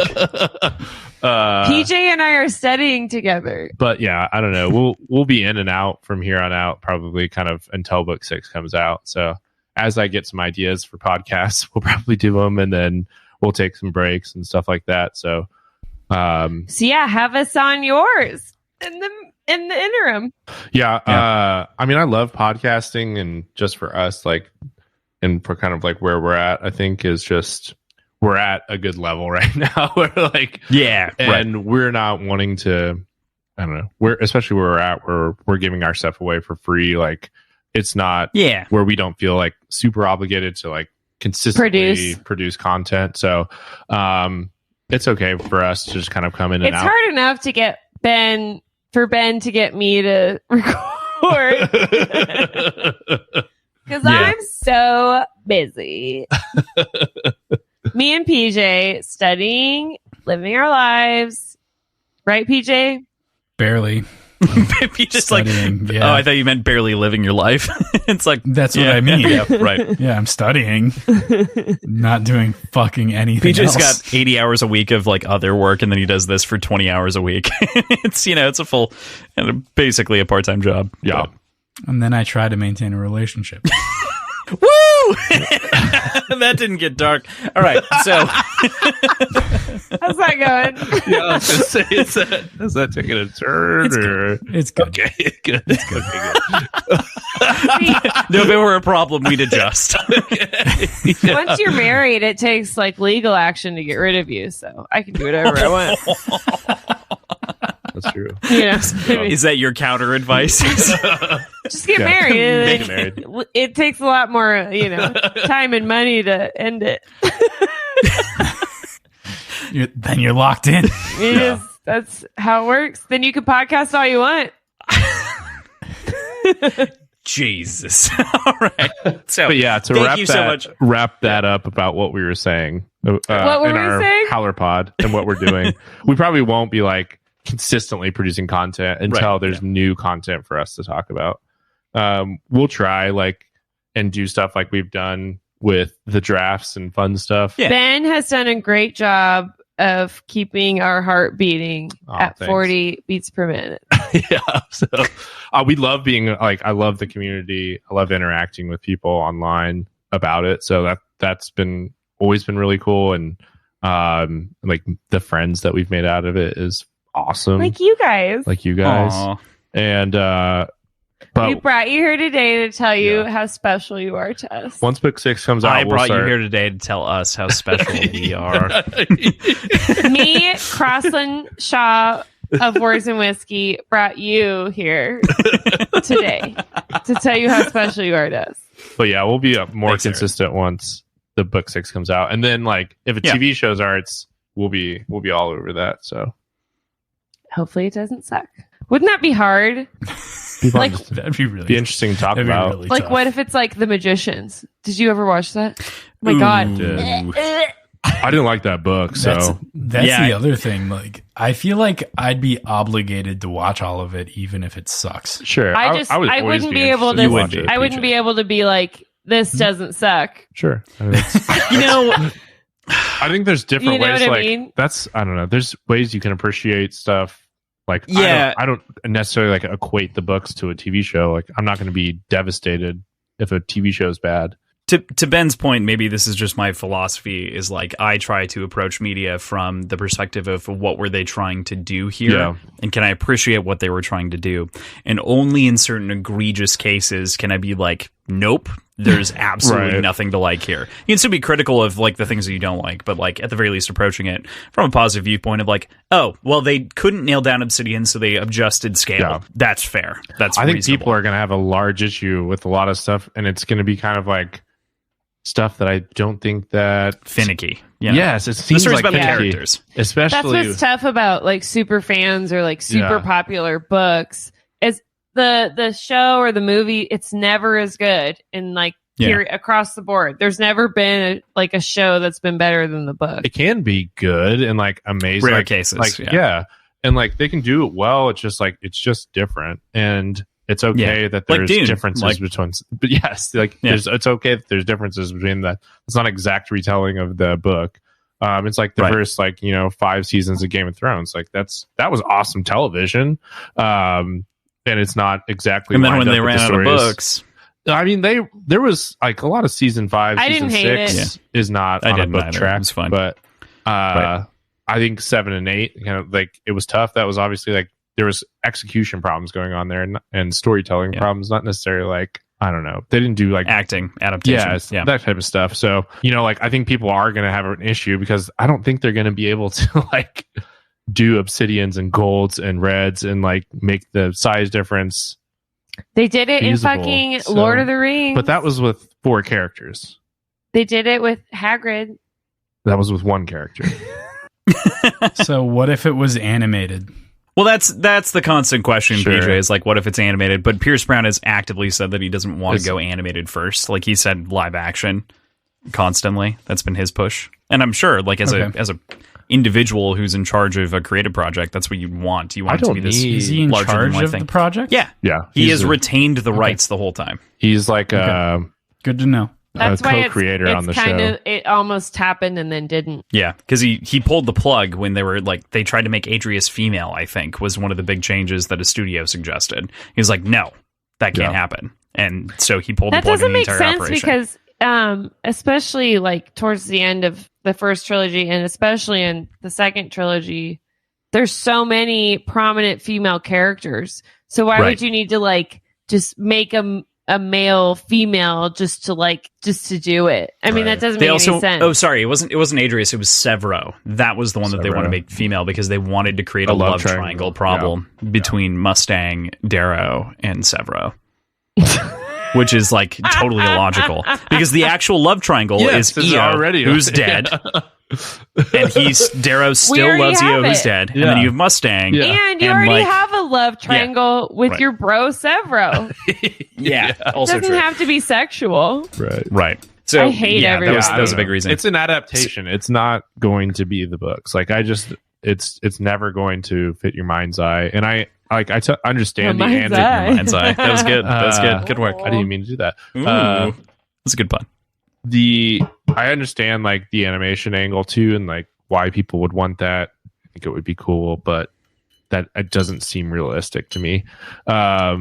So I don't seem think Pierce I've ever Brown heard realistic. anybody that wants it to be animated, but I feel like the only way to make it true to the book would be to make it animated without it being really kind of awkward to shoot. Right. And that's what I'm saying is like, I think that they're going to have to adapt some of that stuff, and some of that stuff's going to have to change for television. And then people are just going to have to be okay with it. It's a adaptation of the story. It's a different thing than the books. do think that the fan base for these books is extremely... They're just protective. No, I was going to say is extremely like open and caring and supportive. Sure. Like That's also true. you rarely see someone post like some art or something that they made and everyone's like, "Oh my god, great job," whatever. I do think that they're ready to gatekeep a TV show though. I would agree with you on that hardcore. That is like one of that's one of those things where it's like agreed inside of the community, very supportive, absolutely adore everyone inside, but it feels like one of those things where the moment a detail's off, it could spell internal doom in its own way. Yeah. It worries me slightly because it's like, you can still have the books, you can still embrace the story and whatever it means to you is super important. And a TV show isn't going to ruin that, is all I'm saying. Like, like whatever happens. Hopefully it adds to it. Hopefully it gives you a different lens on characters like Quinn. Like it would lend to like Quinn, Leah, like it could give other stories a chance. Yes. And that's the great thing that happens during TV shows is like a character comes up in the first season, that character can become popular, they can see the reaction to it, and then that character can be written with more depth and have a different arc or do something different. So like the story can grow in different ways, still be true to the story and true to the ideas that Pierce had, but it's just like a little different retelling. So yeah. So going kind of building off of that idea, do you think we'd follow Darrow exclusively as the protagonist, or do you think you'd go multiple point of views like the later books within the first trilogy? I think the first episode would like keep tight to Darrow, and then after that it might break off, and that's when you start to introduce other POVs. Yeah, I would agree. It would need to be broken apart, and I think that they're going to add stuff. Like to me, it seems like it would be good to add stuff in like from the mines more, like add more depth to Darrow's family. Maybe give us some like more academy time instead of just like opening up in Golden Sun already finished at the academy basically. So that type of stuff I feel like is going to get more and more fleshed out. I've got one hyper specific example that I want to bring up. PJ, when we were reading Red Rising, the original book, you had trouble with the scene in which Leah and Roke go to the cliff where he's like going to kiss her, right? Or goes to the river or wherever they're like absconding together. And you believe that there were other things going on inside the scene that could be nefarious, that it might be Leah that's behind like the killing Roke. And that became like a thing for a bit. I know that you don't remember this. At all. All that I'm saying, all that I'm saying is I don't believe that you remember the conspiracy. But my point is, like in a show, you can't just have there be lines about that going on in the background. You have to show it. You have to show them approaching the river. You have to show them. So you're gonna have to have a multi-cam. Like it's not going to be a single cam on Darrow the whole time. Mm-hmm. And I think in order to build out the universe in that way, you'd have to do things like that. So yeah, that's fair. And I know I keep like just comparing it to Game of Thrones, but like I think there's a lot of things that Game of Thrones did that didn't happen in the books that were still true to the characters and true to the story that that were awesome developments and helped enhance like my enjoyment of those books, like going back through and like obviously it's not a one storytelling, but like there are moments that were different. But still stayed true to the ideas of the book and still stayed true to the characters that were involved. And it was really cool to see on TV. So I think that's something that can happen with Red Rising and something that we're all just going to have to like be okay with and accept as we. Yeah. And I mean, obviously the fans, we all complain about like Iron Gold narrators on the audiobooks or like Cassius Right. Like, you know, like the little things that are off. But I think as a whole, people want to enjoy it as a whole. Yeah. Obviously, there's the few that want to like point out how smart they are by pointing out all the discrepancies. But, you know, I think as a whole, I think we'll all just be like thankful that the series that we love like actually made it to production, because, you know, most don't. And Pierce has said like he is going to have a co-creator like credit on the TV show. So with him being involved, to me, once it gets greenlit, hopefully it does. Yeah. If he has that credit, he's going to be majorly involved in the storytelling. So like if there's deviations, like to me, like he's going to be signing off on those. And co-creator means writer's room, for the record. Like he has planted himself firmly saying that I am going to be in the writer's room. Right. And we will. So And I'm going to trust his process. Because he is our Lord and Savior, Pierce Brown. I don't think anyone can complain about any like huge deviations if he is on board with it, you know? Yeah, right. Because it's his fucking story. and like at the same time, like if he wants to remix components that he disagrees with in the first part, like why shouldn't he be allowed to do that? Like, especially if it sets up stuff later. Yeah. There's so many things that like he just kind of like drops here and there that could like use fleshing out, or that could have like been a little bit more clear. Like Toneless and the dog, maybe. Like maybe. It could have been planted on one side or the other. It could have been planted back in the original trilogy and then like paid off in Iron Gold in some way. Like you could solve that on either side of it. So yeah, I'm that's the reality of an adaptation. I always think of it as more of like a remix. Yeah. And like how close does the remix adhere to the original text? I think that's a great way to think about it as well. From Genevieve, which is one of our followers, wrote a long, wonderful email to us about a number of different things. It was amazing. The name Genevieve, such a good, if write. my name was Genevieve, like I just feel like my hair would be more beautiful. I would like wear gowns. Maybe I would. Their last name also fits perfectly here, but I'm not going to say it on the show. But it's like. You're like, wow. All right. Like I feel like I would belong in like I love a good medieval name. times. Right. I'm a big name guy. Just like Are you? I appreciate a great name. Guy. Like Cross. He's got a great name. Crossland Shaw. Why, thank you. You know? That is a famous name. Yeah.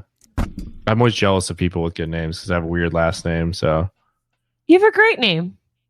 I mean, my first name is Your fine. last name could be Dix. Yeah. It's true. Yeah. My brother's initials is BJ's, so that's awful for him. Yeah. Yeah. Oh, man. Bingham got fucked. Anyway.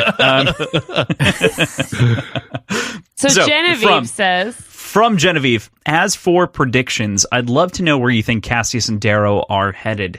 Do you think we'll find out how Cassius actually escaped? And if so, how do you think he did it? Okay, so I would say... yes, we'll find out how Cassius escapes because it feels like we're going to talk to him pretty soon. Sure. Into book 6, yeah. How do I think he did it? I think what he's telling is probably the truth. Diomedes helped him get over to Europa, and he escaped from there. Although the only thing that doesn't line up with that story is like, why is the Archimedes there, and how did he get it back and fly it away? So that makes me feel like the only kind of wild card there is maybe Diomedes was involved and actually just like let him go. But for the most part, I feel like I would just take Cassius's word on what he said happened to Cavix. And then where are they going? I hope they're going to Luna to rescue Severo. And Boys Club, right? Sleepover? Yes. Sleepovers, get back in the ship, fly back to Mars. Severo doesn't get brain diddled. Swerve, instead of everybody thinks Severo gets brain diddled. We adopt Abominadrius as a new child and raise him. Boys Club, no, sleepovers. I don't care about that part. Kill on one would hope, though. Like, let's be real. Yeah. Like, hopefully he gets turned to the good side. Like, that just feels like the path that he should take. Anyway. Abominadrius? He's so obsessed with Mustang. I feel like he definitely is going to like surprise everyone by like doing the right thing. Yeah. I don't think that that's what's going to happen, but that's what I hope happens for them. Sure. Yep. Yeah. I would agree. Yep. Yeah.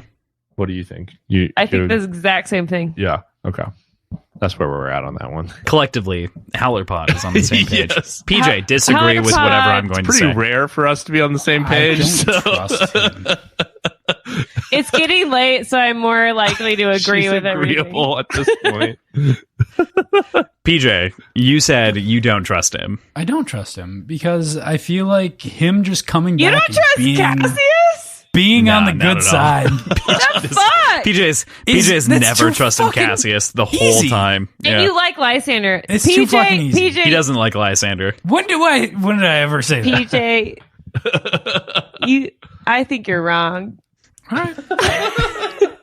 I would love to see you be right. What do you think that he's doing then? He's just like driving Darrow back to Atalantia or something? Not necessarily. I don't think it's necessarily straight up Atalantia. I think there's a third front here. I think the Rim isn't necessarily perfectly in line with the Society Remnant. Yeah, I would agree. Yeah. And I don't know if it's necessarily a third political power, other motivations. I'm really not sure, but I think it's too clean to just let him be perfect, you know? Yeah. Yeah, I think there's a catch here. I could definitely see him not being just like super into supporting exactly what Darrow wants to do. I don't think he's up to like nefarious stuff though. I don't think it's necessarily nefarious, but I think it's not perfectly aligned. Yeah. With I can see Darrow. that. I think there's ulterior motives here. I don't think it's aligned with the Society Remnant. I don't think it's necessarily even aligned with the Rim. Maybe it leans towards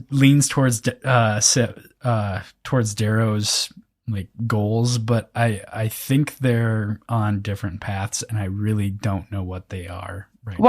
Why would Cassius go risk his life to save Darrow though if his path wasn't aligned with Cavix and the mission that he sent him on to save Darrow? Like because whatever his path is needs Darrow to be. He's flying into like certain death when he goes to save Darrow. Because Darrow's the one that opposes the Society, and getting Darrow out of there alive makes for taking down the Society Remnant an easier feat. Mm-hmm. Yeah. What is he? It's not that they're necessarily perfect allies, but I don't think that, I think they are aligned to a certain respect, but I don't think they are going for the same thing. Yeah. And I think Cassius needs Darrow to be the antagonist to the Society Remnant, so he needs to help them get out of the bind that they're in. I'm so glad that someone else is interrogating PJ's opinion. No, I like this. It's like, yeah.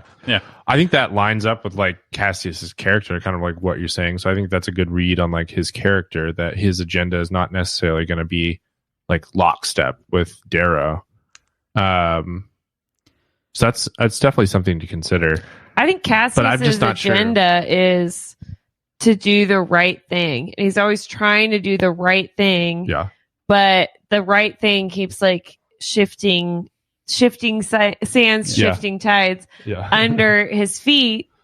So at this point, the right thing is to save Darrow and to help the Rising. Yeah. And I think that falls in line with what I'm saying too. I think my prediction on this falls into that as well. I could definitely see like Darrow being like, I need you to do this, Cassius, and Cassius being like, no, I have a different idea about that.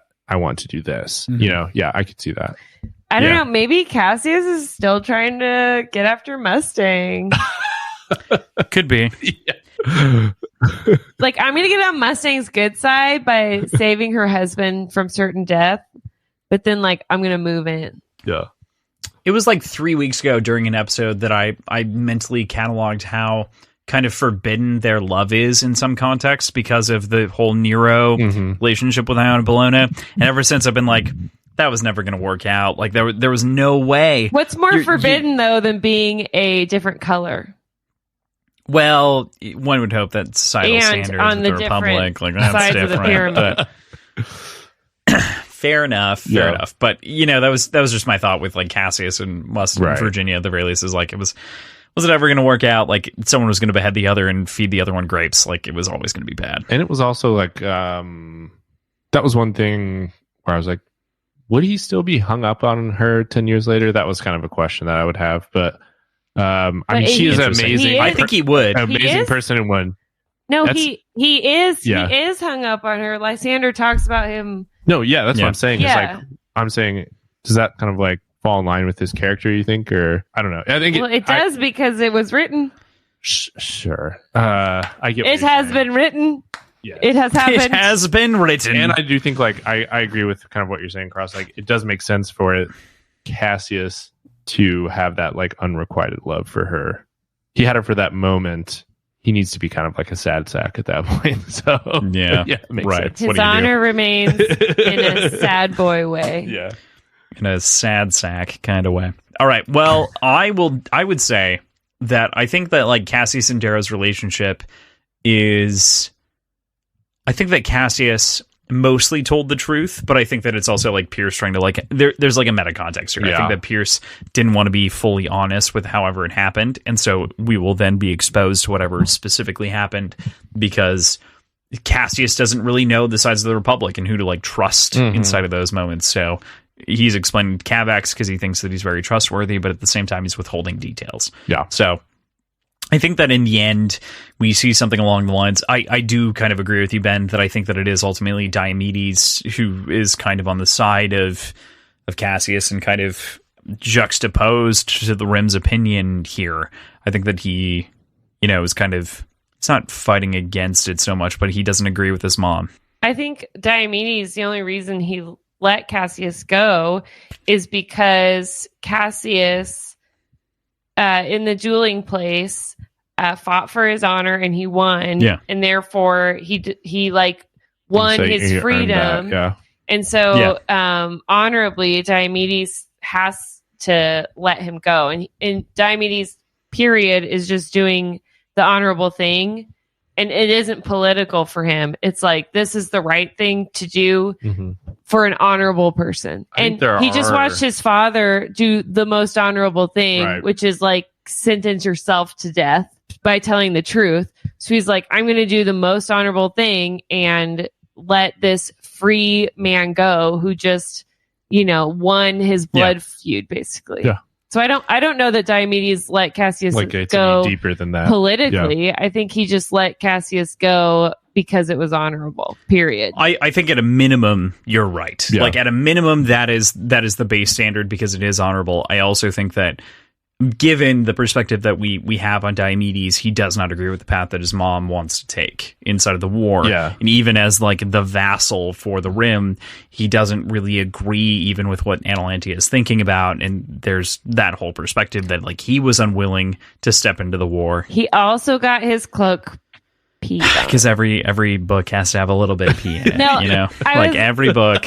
I know that I've talked about this before with you, at least. I don't know, maybe with you guys, but just the time that it would take to whip out your dick, pee, and then stop peeing, and then put it back in your armor. I mean, that's like a long pause of like all that's happening is peeing. Right. And everyone's just standing there watching it. Like that's a pretty like awkward span of time. Extremely. Anyways. Every time it happens, I'm like, it would be uncomfortable. That's like it would be. It's not like, hey, dude, what the fuck are you peeing? It's not even like it's a power move. You're just like, what the fuck? Pee. It's like a quiet public pee. Yeah. It's a power move because they'd have to make the decision so quickly. Like they're not like contemplating it at all. They're like, fuck you, I'm peeing on you. Like 2 minutes prior. And they're like working their way up to like peeing on you and they have to undo everything. Just imagine it not being an easy process. The passersby or like the just people not really involved that are just like, oh, is he peeing? Yeah. There's a go ahead. Oh no, you're fine. I was going to say there's a College Humor series called Troopers, which is about the stormtroopers like watching everything else go on around them. And this is exactly one of those scenes where you'd see like a bunch of people pass by and they'd be like, what the fuck is going on there? Like, who is that? Why does he have a big cloak? Why is he peeing on the other guy? Yeah. Again? Does he need a toilet? That guy Does he not pees know a that he can lot. pee in his suit? Like, there's a bunch of questions You guys there. see Ajax peeing on that guy's Again? cloak? No, it'd be like he does this all the time. It's the fourth time this week. I've been cleaning cloaks now for so long, and I swear to God, if I have to clean another Legio There's like Legion cloak, rusty I'm going to spots lose on the it. floor from Yeah. him peeing on things. Jeez. Yeah, it's just absolutely worthless. Yeah, I love that. Love that. How did we? yeah, how did we get here? from Cassius and Darrow to Diomedes? Okay, yeah, okay. it made sense. It made sense. We do have a second Genevieve question Sure. here, which is: will Lysander make a baby face turn, and if so, what would it bring about? Meaning, could Lysander ever turn the corner in even the smallest way, even though he's already grossly offensive? If you read the entire email, you'd understand they have very strict feelings about Lysander. But could he turn at all? And what would that mean? What would that be? I think that Lysander is going to end up between a rock and a hard place, where he does not agree with Darrow. He does not agree with Atalantia, the remnant, or the core Iron Golds, where he kind of is standing alone in this like place where he thinks everyone should follow, but he's like the only one. So I don't know that he'll make a turn towards any certain way. I think he's going to kind of be solo and be kind of, looking around like, where are my allies? Because he doesn't actually agree with Atalantia. He doesn't actually agree with his uncle. He doesn't actually agree, with Apple or anyone he's teaming up with. So Lysander is going to be in this position where like no one is following him. Mm-hmm. So what does he do? Except for the masses. Like none of the leaders are following him, except the masses are following him. Well, except his Legion of Greys. But I don't know about the masses. I mean, who else is following Lysander? Mercury. Tough to say at this point. It's all speculation, dead right? From Like all we the don't radiation. get Yeah. Mercury died. Mercury's fucked. Yeah. But I would say, first of all, Genevieve, thank you for the wrestling terminology, babyface turn. As a wrestling fan, I appreciate that. Second of all, I agree, like kind of where Aaron's going. I do think that I definitely don't think he's going to be like turning back good and be like, I believe in the rising or something like that. He can't. They killed his grandma. Right. I think he's pretty firmly in his place, but I do think that his grandma also fucked him over though. Let's be. I do think that kind of what Aaron said, I do think he's going to get to this place where he has gotten so far and he can't turn back, and maybe he wants to. In the end, it doesn't even matter. Anyway, you basically you teed that up. Anyway, Yes. Are you singing Linkin Park? That was Linkin Park. Yes, but he's going to get to this point where he's gone too far to go backwards, and then going forward is ultimately just going to lead to his death, and he's going to have this moment of realization, like, oh fuck, everything sucks, and everything is fucked. On the same path that we're both on, teamwork, dreamwork. I think Lysander will gain more memories and realize that his parents were reformers and probably more aligned with Virginia and the Republic than he would like to admit. So I think he is going to come to like a weird place where he's like, oh, I guess, do I choose Octavia's path or do I choose my mom's path? Yeah. I just think that he's going to get to a point, and then he's going to be staring his death in the face, and he's going to realize that he made a lot of mistakes, and especially killing Cassius. There's a lot of emptiness in that moment for him, and he's going to have a lot of regret. In a big way, in like a very serious contextual way, I feel like we are staring down a POV that is facing Roke's death in the same kind of way. Yeah, like it Stop feels like the same sort of. No, all that I'm saying is like it feels like the same kind of end. Like it feels like he's reckoning with it. He's going to have to reckon with it, and I feel like he's got an even more logical argument on the other side, given his parents, of whom have been wiped from his mind. Where it's like, oh, and he might come to it too late. Yeah. Might I'll add in there. But I totally see that. Yeah. BJ. Rogue's a great comparison there. Yeah. I think he is kind of in this precarious position where he knows that there has been sort of tampering with his mind, and he understands what's been instilled into him to an extent. But I think whenever Calendora's death is revealed to be at the hands of Atalantia because of the poison, as opposed to at the hands of Darrow. And I think that'll happen either right before she dies or like right around that time. I think that is going to be a big turning point for Lysander. And I think that will be sort of a shattering disillusionment, not because it's far-fetched and crazy and something new, but because it's present as opposed to something kind of locked away in his memories. So I think Genevieve in the email to us talked about how Lysander kind of comes off as a kid who took one philosophy class and knows everything. And that's fucking absolutely true. That's exactly what he comes across as. And I think having something so shattering to his present will actually have an impact as opposed to him not being able to piece together what happened in his past. So I think that will be the turning point for Lysander. Exactly because he's a philosopher without air quotes any actual sort of basis in philosophy. Interesting. I like that. This is a question again from an audience member. If you could have a 1 hour conversation, one-on-one, with any character in the series, who would you pick and what would you talk about? Me, I got it. Go. I would pick Tongueless. That's a good one. Have him write You'd have a conversation with Tongueless? I would have a conversation with Tongueless because there's other ways of communicating other than speaking with your mouth. It's true. You get his whole backstory. And I did say a would conversation. be like, there's a lot of depth to you, bro. Tell me about your life. And then I would figure it all out in an hour. I like that. That's my answer. Final answer. I'm trying. All right. Second final answer. I would choose Quicksilver and talk about the Oculus and robots. I'm going to choose robots. Huh? I'm going to choose Romulus just because I want him to be my dad and I want to have like a dad conversation. I love Marcus Aurelius as my dad as well. Yes.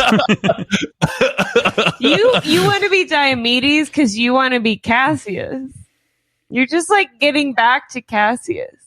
No, I mean, I feel like Romulus is just going to teach me a lot in an hour. Insightful. Yeah. And he's going to have cool. like some good life Actually, if you had a conversation with Romulus for an hour, he would probably just sit silently, crisscross applesauce, and meditate. Be like, do you have a worthwhile question, sir? Yeah. And you'd be like, no. And he'd be like, cool. Yeah. Can you just tell me something? You'd be like, no. Like, okay. I can't tell you something if you aren't willing to learn. Yeah. Like, that was it. And then you like spend 40 minutes being like, okay, I figured out I'm willing to learn. But yeah, I just feel He's like yeah, all right. I want You just him want to to be in his presence. I want him to be my dad. Okay. Yeah. We're not talking about daddy issues on this podcast yet. We've not devolved to that level. Ben, But I love Ben that. I has love a that great recommendation. dad, Alan, Big Al. Yep. man's man, But you handyman. prefer Romulus. No, Me- I mean he's just like a second just dad. Yeah. Oh, second dad. Dead too. What That's okay. about PJ? Who you talking to? Who you talking to, PJ? Who you talking to? What you doing? In kind of a similar respect, I think I'd choose Gaia. Wow. Because assuming I could actually have a conversation without her pretending to be senile. Yeah. Well, first you start off with, bitch, I know you ain't crazy. I seen you playing that piano. Let's go. There's nobody, if somebody's pretending to be crazy, they're not going to just give up when you say, I know you're not crazy. They're just going to act like they're normal.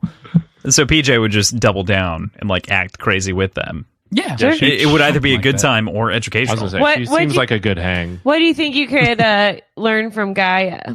The history of the rim. Like, I think there's a lot that can be learned about the way the Rim operates today from what she remembers about the previous generation of the leaders of the Rim. And I think it'd be really cool. You love those Moonies? I do. I love a Mooney. We love a Mooney. It's really, really interesting, especially the way that they like conduct themselves even behind closed doors. Portion control. Really, portion control, solidarity with it, like between them and their people is something so honorable that we don't see. Yeah, the way they run the with the rest society, of it the seems like Golds. maybe this isn't as bad. Like I really have a hard time faulting the Rim. yeah, Well, they still enslave. it's in still general. slavery. people. Correct. Yeah. I mean, there's still slavery, like comparatively, Yes. compared Yeah. to the regular society, Right. if we want to call it. But they that. do really sell in. We're all buying in, and they also participate. So it's like this Yeah. is for the continuation of humanity, and so we have a goal here, and this is the only way to do it. Is this order? So that like it makes more sense than You guys are all space racists. the decadence and terribleness of the We're actual, space like, moderates, core is what you're society. actually hearing. Okay. It's unfortunate. Space moderates. All, in the books, we only hear from Rim Golds. We never like have the perspective of Rim Pinks or Rim It's true. Oranges. Please make sure that So that's your a viewpoint- hashtag. Space moderates is going to be a cut from this Yeah. episode. Put that on the hashtag for the episode. Yeah, so I mean, with that respect, maybe they are eating like kings comparatively, but seemingly they got a single fillet and like a pile of rice. Yeah, they said like everybody's on the same dinner. portions As for their everyone size. served Yeah. across the system. Yeah, Let's hope that's true. yeah. I mean, that's like I mean, Fair point. They could be lying. either that's true or everybody is fucked. Everyone's eating nothing.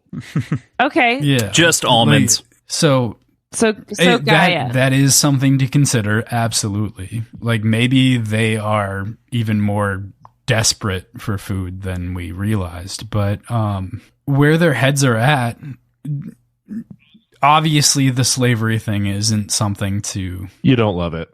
give any sort of credence to, but they seem to actually have empathy for their people. And for what it's worth, that's something to admire. Yeah. Okay. Checks out. We got Love Gaia. that. Old Crow. Cross, who Love are you that. talking to? I'm talking to Lauren, folks. I mean, it feels very clear to me. Stoneside. Obviously, Don't Ben we brought already up have all Romulus. of his best quotes in a book? I mean, you think you have all of his best quotes, and I would argue this is less than a third of his best quotes, and a lot of his worst quotes. I think that's the other part that I want to expose. I'd want to hear more from Lorne that is the war-torn Lorne, more than the wise Lorne. Yeah. Because the wise Lorne is emblematic of what he wants to see, not what he is. I want to see what Lorne is, more or less. And so, like, I'm actually torn in this answer between Lorne and Cavax, because I think that both provide those kind of different sides of the insight. But I skipped earlier when we were talking about favorite characters. I only talked about Atlas. Lorne is the character that I love the most in the original trilogy, even though it's mostly through quotes. It's mostly through his, like, I can't believe you said extension of Atlas character. was your favorite character. Said one of. I love him. He's become a beloved character from Dark Age rereads. So I'm judging you. I understand. and She's I a harsh deserve it. judgment. Yeah. I get it, but I think you're wrong. Is what you're saying. But yeah, I think that I'd go with Lorne. I think for a lot of reasons that seem fairly obvious. I mean, inside of our own show, I talk about stoicism a lot. I talk about philosophy a lot. That's what he's baked in, but I think that he's also baked in reality. So if I were having conversations with him, I'd want to drive home the reality of what's going on. I'd want to ask the questions as opposed to Darrow being like, what do I do? I'd be like, okay, what did you do when you were faced with this? Which I don't think is the same kind of question that Darrow's asked him over time. Yeah. So I feel like that's what I'd choose. Lauren's a good one. Lorne He'd have and some. Yeah. Cavax is a good one too. They both have some good Cavax stories. for the same Yeah, reasons. and he'd Like, just be fun to talk to. Very entertaining. yeah. Magic? He'd just be great. And you'd get to pop some jelly beans, probably. Yeah. Magic? Yeah. I would steal those fucking jelly beans. You'd be like, I'll fuck tell you off, what. Sophocles. It's a great time. I found him first. In my pocket. Do you guys have any questions for us, for PJ? Anything else that's remaining? Any thoughts? I have one ideas? question. Aaron's mad at me because I'm asking a question, but it's okay. I'm not mad at you. I'm going to have you guys, we've debated this on our podcast before. Sure. Daxo and Mustang. Yep. Is it unrequited love from Daxo? Or is it just brotherly love from Daxo? I'll let PJ go first. I absolutely think that there was something romantic there that never got explored. Absolutely. And I don't know if it was anything realized enough to be a motivation, but I absolutely think there was something more than sibling style love. Conversely, I think that there is evidence from Daxo that he was thinking that it could have been something more over time. However, from Mustang, it isn't until he died that she comes to realize that there could have been something to begin with, and that she starts to kind of internalize that and like think about it over time. So I would agree with that. I think that maybe unrequited isn't quite the right term, but I think that there is like a familial love there, and then on top of that there's Mustang thinking through the sort of multiverse in her own way, being like, is there some universe where this could have worked out? Yeah. And I didn't think about that until really right now, when suddenly I'm faced with the fact that Daxo isn't going to be around anymore. Right. But it's definitely something that Daxo felt in this universe, right? I think that Daxo pulling the lead. No, but I do think that it's Daxo led, not Mustang led. Yeah. Like that's my general feeling on it. I would like to sort of append my answer in that I'm not really changing anything. I don't think Mustang was aware of it. Yeah. I think this was entirely on Daxo's side. I think he was completely in love with Mustang, and Mustang was oblivious to it. I wouldn't say oblivious. I would say she was aware. She's too smart to be oblivious. Also, I think it was all brotherly love. So all three are wrong. Okay. That's, I mean, fair enough too. Like there's enough of an argument there, and he would sacrifice anything for her, and like he's aware enough to also know that perhaps she doesn't love him or never will in that context, is willing and able to enter that relationship. I see Daxo more as like asexual. I don't see him as like pining after anyone. I see him more as like just intellectual, and My take is that he does have a cock and balls fortress. Yeah.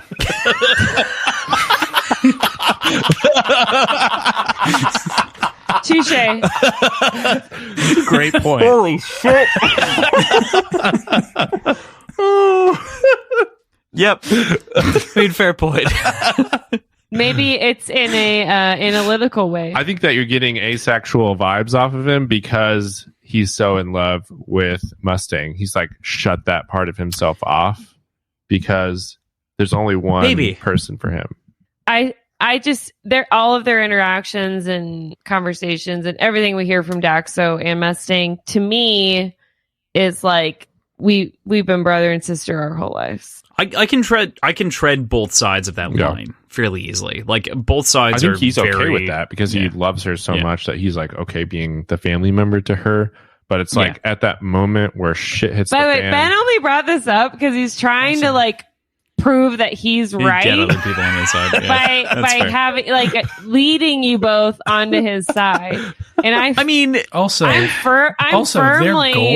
firmly on like it wasn't romantic love. Mm-hmm. We know contextually that golds are perfectly okay with incest. Yeah. Whew, yep, we do. So the brotherly love thing, I don't think holds any water. Yeah, I think he's just like okay. I think he's okay being close with her. Like he's okay being in her orbit and like being as close to her as he possibly can, being an important person to her. She's an important person to him. But it's like in that moment where they're looking at death, where she realizes, oh my God, he's in love with me. And he's doing the things that he's doing, not only out of his familial love, but because of just like, it's the romantic love he has for her is like pouring out of him at that point. It can't not because it's a death moment. Yeah, it's tough to parse specifically. It feels like because there's only like two one of lines those, like, that kind of really refer to it. Yeah, right. It feels like one of those like alt relationships that could exist fairly easily inside of fiction, where it's like, well, what if? Yeah. And it feels very what if-y. But I do think that he was more in love with her than she was ever going to be in love with him, regardless.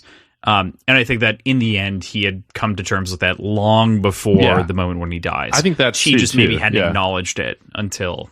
Like, he was definitely okay with, he wasn't like a jealousy situation or anything like that. He was okay with his position and where he was at. This is clearly a big issue for Ben. And it almost had gotten to the point where, like, it almost seemed like he had accepted it and was ready to kind of like move on, because he was talking about being a father and whatever. But then it's like he gets this last moment and it all comes flooding back at that time. So yeah, he kind of has this last moment of like honesty, and that's just in defense, in action, in everything. Yep. You know, between love of country and love of queen, it's both for him in that moment. Cool. I love that. I'm still right. Aaron? it's fine. That's fine. Aaron, do you have any lingering questions for the boy, mostly? I have a question for both of you. All right. In Dark Age world, that's where we are. Would you rather live on Mercury as an orange, on Venus as a pink, Wow. or on Europa as a red? Don't the European Reds get to they get to go out on the waves? They're having like fish and rice. Like, but aren't they they're like the wave boys or whatever? What does Lauren call them? Wave boys. They go out there and the they ride storm the waves. suns. Yeah, the storm suns. Storm suns. I'm saying Mercury orange, Venus pink, Wave boys is better, or wave boy. Love wave boys. I think it's storm suns. And you have to say why. And I realize all three are not ideal choices. Yeah, right. Holy shit, that is a tough call. You created like a true gambit here. Is it? PJ, leave me alone. PJ, why don't you go first? You clearly have an answer. Yeah. I think I'd have to choose the orange. On Mercury. And well, PJ's an engineer. I would. But where on Mercury? I guess you can choose where you are. I don't know. I'd rather be an orange than a red or pink pretty much anywhere. See, I'm a pink because I'm a sexual deviant, and like that's just okay. Just kidding. Okay. PJ Peaches, orange on Mercury. For what reason, PJ? Because he's an engineer. Is that it? Because I don't want to be a red and I don't want to be a pink. But think about the planet. Like, you're picking the worst planet. You're picking the one that's like getting destroyed. You know what? At least I could hate the planet instead of myself. Jeez, that was deep. Oh, that's good. Woo! Holy shit. Or not necessarily myself, but my position, if that makes sense. I liked what you said. Yeah, first. luckily, like you're given a place in society that you'd agree with. I think if we exchange orange for, say, white on Mercury, PJ would have a very different opinion between the group. But needless to say, this is tough. The parameters. This wasn't the parameters, and this is tough, Aaron. You kind of have two left. You can't pick orange now. Hashtag wave boys. Would you rather be a hashtag wave boys. European red? I'm saying just give me out in Europa and just let me get crushed by a wave. We see Ben's choice. Let me drown. Just let me get. I wasn't asking Ben, but we know who Ben is. Blaze picking. of glory. Cross, would you want to be a Venus pink? Think of how well you would eat and drink and have drugs at all times. There's a level of class that's associated there that I enjoy the concept of. But if we're talking about general, I'm never going to do better than the drugs or whatever it is, and maybe my mind can just be lost inside of that, which is its own thing. I'm picking Venus pink. I feel like just a lot of sexual violence. Even with the orange throw up there, I even feel like, given the events of Dark Age, which was another parameter here, Venus feels safe. Like Venus feels removed from potential future conflict immediately. Yeah. And That's true. in general is more paradise-y because it's a series of islands on an ocean world. So I don't know. I feel like I'd probably go pink. I feel like I'd probably go Venusian pink. You'd have a lot to if I talk can't about pick with like orange. the Ash Lord just dying too, and Yeah, politically. Apple is Cross, in I'll charge see you now. on Venus. You have fun. Yeah, And yeah, enjoy. yeah. And Enjoy the waves. PJ, you're just gonna get nuclear But a very close blasted. second is the wave boys. Yeah.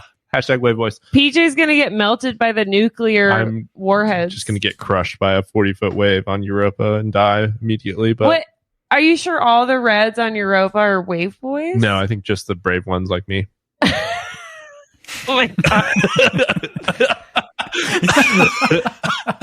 So stupid. That is a wonderful explanation. And I won't stand for anything else. And the I end. won't stand for it. And the end. Any other remaining questions, thoughts, concerns, ideas? All right. Sweet. Well, that's it for this week. Thank you so much. Before we get into that, I forgot we should de-emburse these guys. Thank you guys so much for coming onto the show. That didn't make any sense. That wasn't the right word. But thank you guys so much for coming out and hanging out with us for the show and for talking about all this random bullshit, which is it has become the post-season kind of part of the show. It's so great to talk to you guys every single time. We have a blast. It's so much fun. I love you guys, and I'm So drunk much fun. again. Again. I don't know if you can for a tell, third but my time. eyes get smaller and smaller. Yeah. I'm like, I feel that. I'm squinting inside of my 100-degree closet as I'm sweating, I wiping know. my I fucking opened the hair window. off my I was face. like, fuck this storm. I'm opening the window. But thank you so much for having us on. I love this community, and I especially love the cool podcast bros that we have been friends with because of Howlerpod and Red Rising. Yes, thank you. Thank you. I especially Yeah. appreciate This was knowing a great time. PJ. I'm just kidding. Who's part of your show now, Damn right? it. God PJ damn it. our- Slightly more than Cross. It's PJ, okay. our co-host. Yeah. A special shout out to our co-host, PJ. Since your episode is coming out tomorrow, in which we talked about what are we into this week, I didn't do it. What are we into this week? I can go. all right, Succession season 3. love it. Oh my also god, into that. killer. Yeah, Cousin yeah, Greg loving it. for life. Fucking Greg is in such a shitty position. You hate and love to see it for him. That's good. Cock-a-doodle-doo. Love it. Succession. Cock-a-doodle- oh no! I fucking hate it and love. I laughed out loud at that line. I was like, no. God. All right, Succession season 3 for Ben. I'll say I've been listening to I just caught up on the season of Invisibilia about friendships. Ooh. Good I podcast. especially liked the episode about poop friends. What's going on there? You gotta listen. Okay. I'll check that out. That's Poop intriguing. That friends sounds very doesn't intriguing. include the poop map. Doesn't include the poop map Sounds app. ominous. Do they use the poop map app? That's an important question. No, and I don't know what that is. Oh, it's an app in which you can log your poops wherever you take What? them with your friends. Yeah. Are Yeah. you doing It's called the poop that? app. Are Poop you- map. Are you and PJ sharing poop foe? No. But you just log the location details via an application. Anyway, I was just curious. Why, just curious why if do you know that was about brought that? up. Why do you know about that? So my brother streams a community night on Saturdays. This is not better, but here's the explanation. He is friends with a couple of different guys in a band originally called. Rather now they're called Cherry and More. So friends with the guys in the band. One of the drummers and one of the guitarists come on frequently. We drank a lot and we were playing games one night late at 1 a.m, and he was like, "Do you guys use Poop Map?" And I was like, "What the fuck is that?" And he explained it and showed his Poop Map as he's toured across the United States in this band, and it was amazing. And now I'm I might. I don't know. I My travel poop a lot. map would be very boring. I was going to say, if I had a more interesting poop map, then I would. Mine would just be like at home. Period. Yeah, most of mine are at home now. Just for the people out there keeping track of. That's the end. That's it. Go on vacation? Nope. For the whole vacation. Yeah. Absolutely. Gotta wait until I get home. Nothing Very registered. constipated. Oh, no. So, like I was saying, anyway. Invisibilia, there's a new season on friendship and like relationships that are all around friendship, non-romantic relationships. It's a really good season. Cool. All right. What are you guys Love that. into this week? I've been watching. I've been dragging Kaylin through Mr. Robot. Oh my fucking god. Nice. So we're about halfway through the first season right now. So that's what I've been up to. One of the best TV shows ever made. I don't know if you've finished season 4 yet, PJ, but I haven't. oh my god. Yeah. Anyway, can't talk about that anymore. And now I can't go ahead. Yep. So It's a good rewatch or first watch. Mm-hmm. it's so good. It's so good. Rami Malek is God. A god. Yes. Mhm. He is God. And it's Inside that series. I mean, Jesus. it's so much more than what it presents itself as. It presents itself as this like hacker, edgy show, but it's really just kind of a dissertation on addiction and mental health, and it's just super, super cool to explore. Yeah, love it.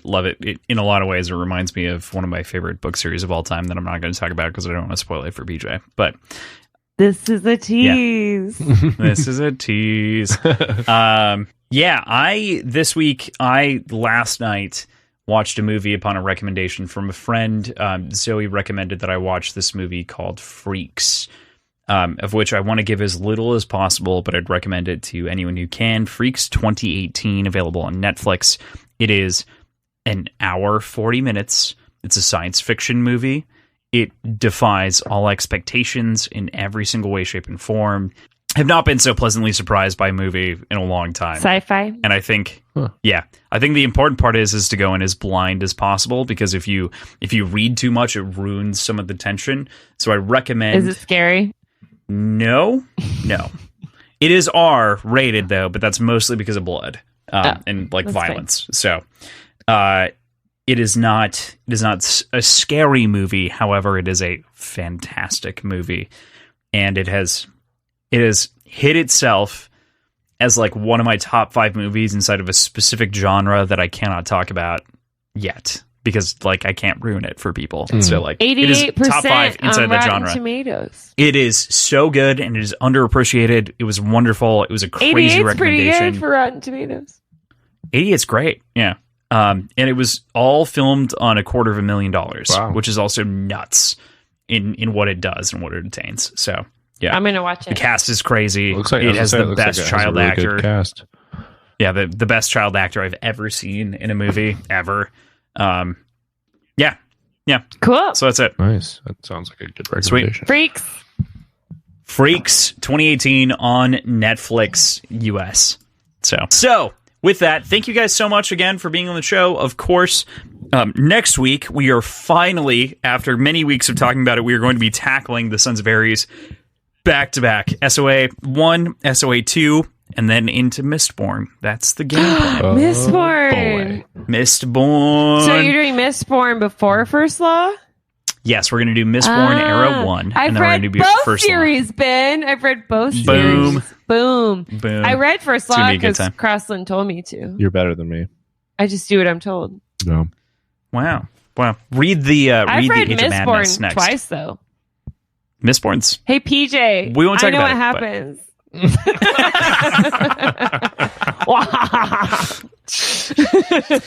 Aaron, you should read the Age This of one I Madness. did on purpose. I got it on purpose, middle finger. Perfect. Well, we are again so excited, and part of the joy of this eventually is to have that like bonus channel to like have you guys back and like talk about other things on the side about whatever. Like that's kind of the joy of the whole thing. So for us, very excited to see you guys again. But that is where we're going to leave you for this week. Thank you, as always, to our producers, Tim and Andrew, for helping us keep our show's lights on. Check out all the links in our show notes. You can find our schedule, Patreon, previous episodes, websites, social medias, and more, all in one convenient spot. Aaron's got the most violent 5-star review. Please rate us 5-star review thing that exists. So I'm going to give it over to Aaron for a second. Don't forget to rate and review. 5 stars only. If you don't give Words and Whiskey 5 stars only. And Howlerpod. And any podcast you listen to. Well, unless it sucks. If you don't give, That's very important. if you don't give specifically Words and Whiskey 5 stars only, then we, the 4 of us, will come to your town and outperform you in a swim team match. Wow. And embarrass you in front of the whole town. This is oddly specific. It won't but very likely. It won't make sense if you cut out all of the swim team talk. Yeah. I think now we have to keep it in. Yeah, I was going to say, you should come up with a different threat. Also, another threat is that we will get beheaded before professing our unrequited love for you, and then you'll never know. You'll just never know. Wow. And then you'll die never knowing. So maybe you should have just given 5 stars. Ben's look of shock there I like that one. hurt me. I was trying so hard not to laugh. Like, beheaded, huh? I didn't sign up for that part. As far as threats go, us getting beheaded isn't that great of a threat.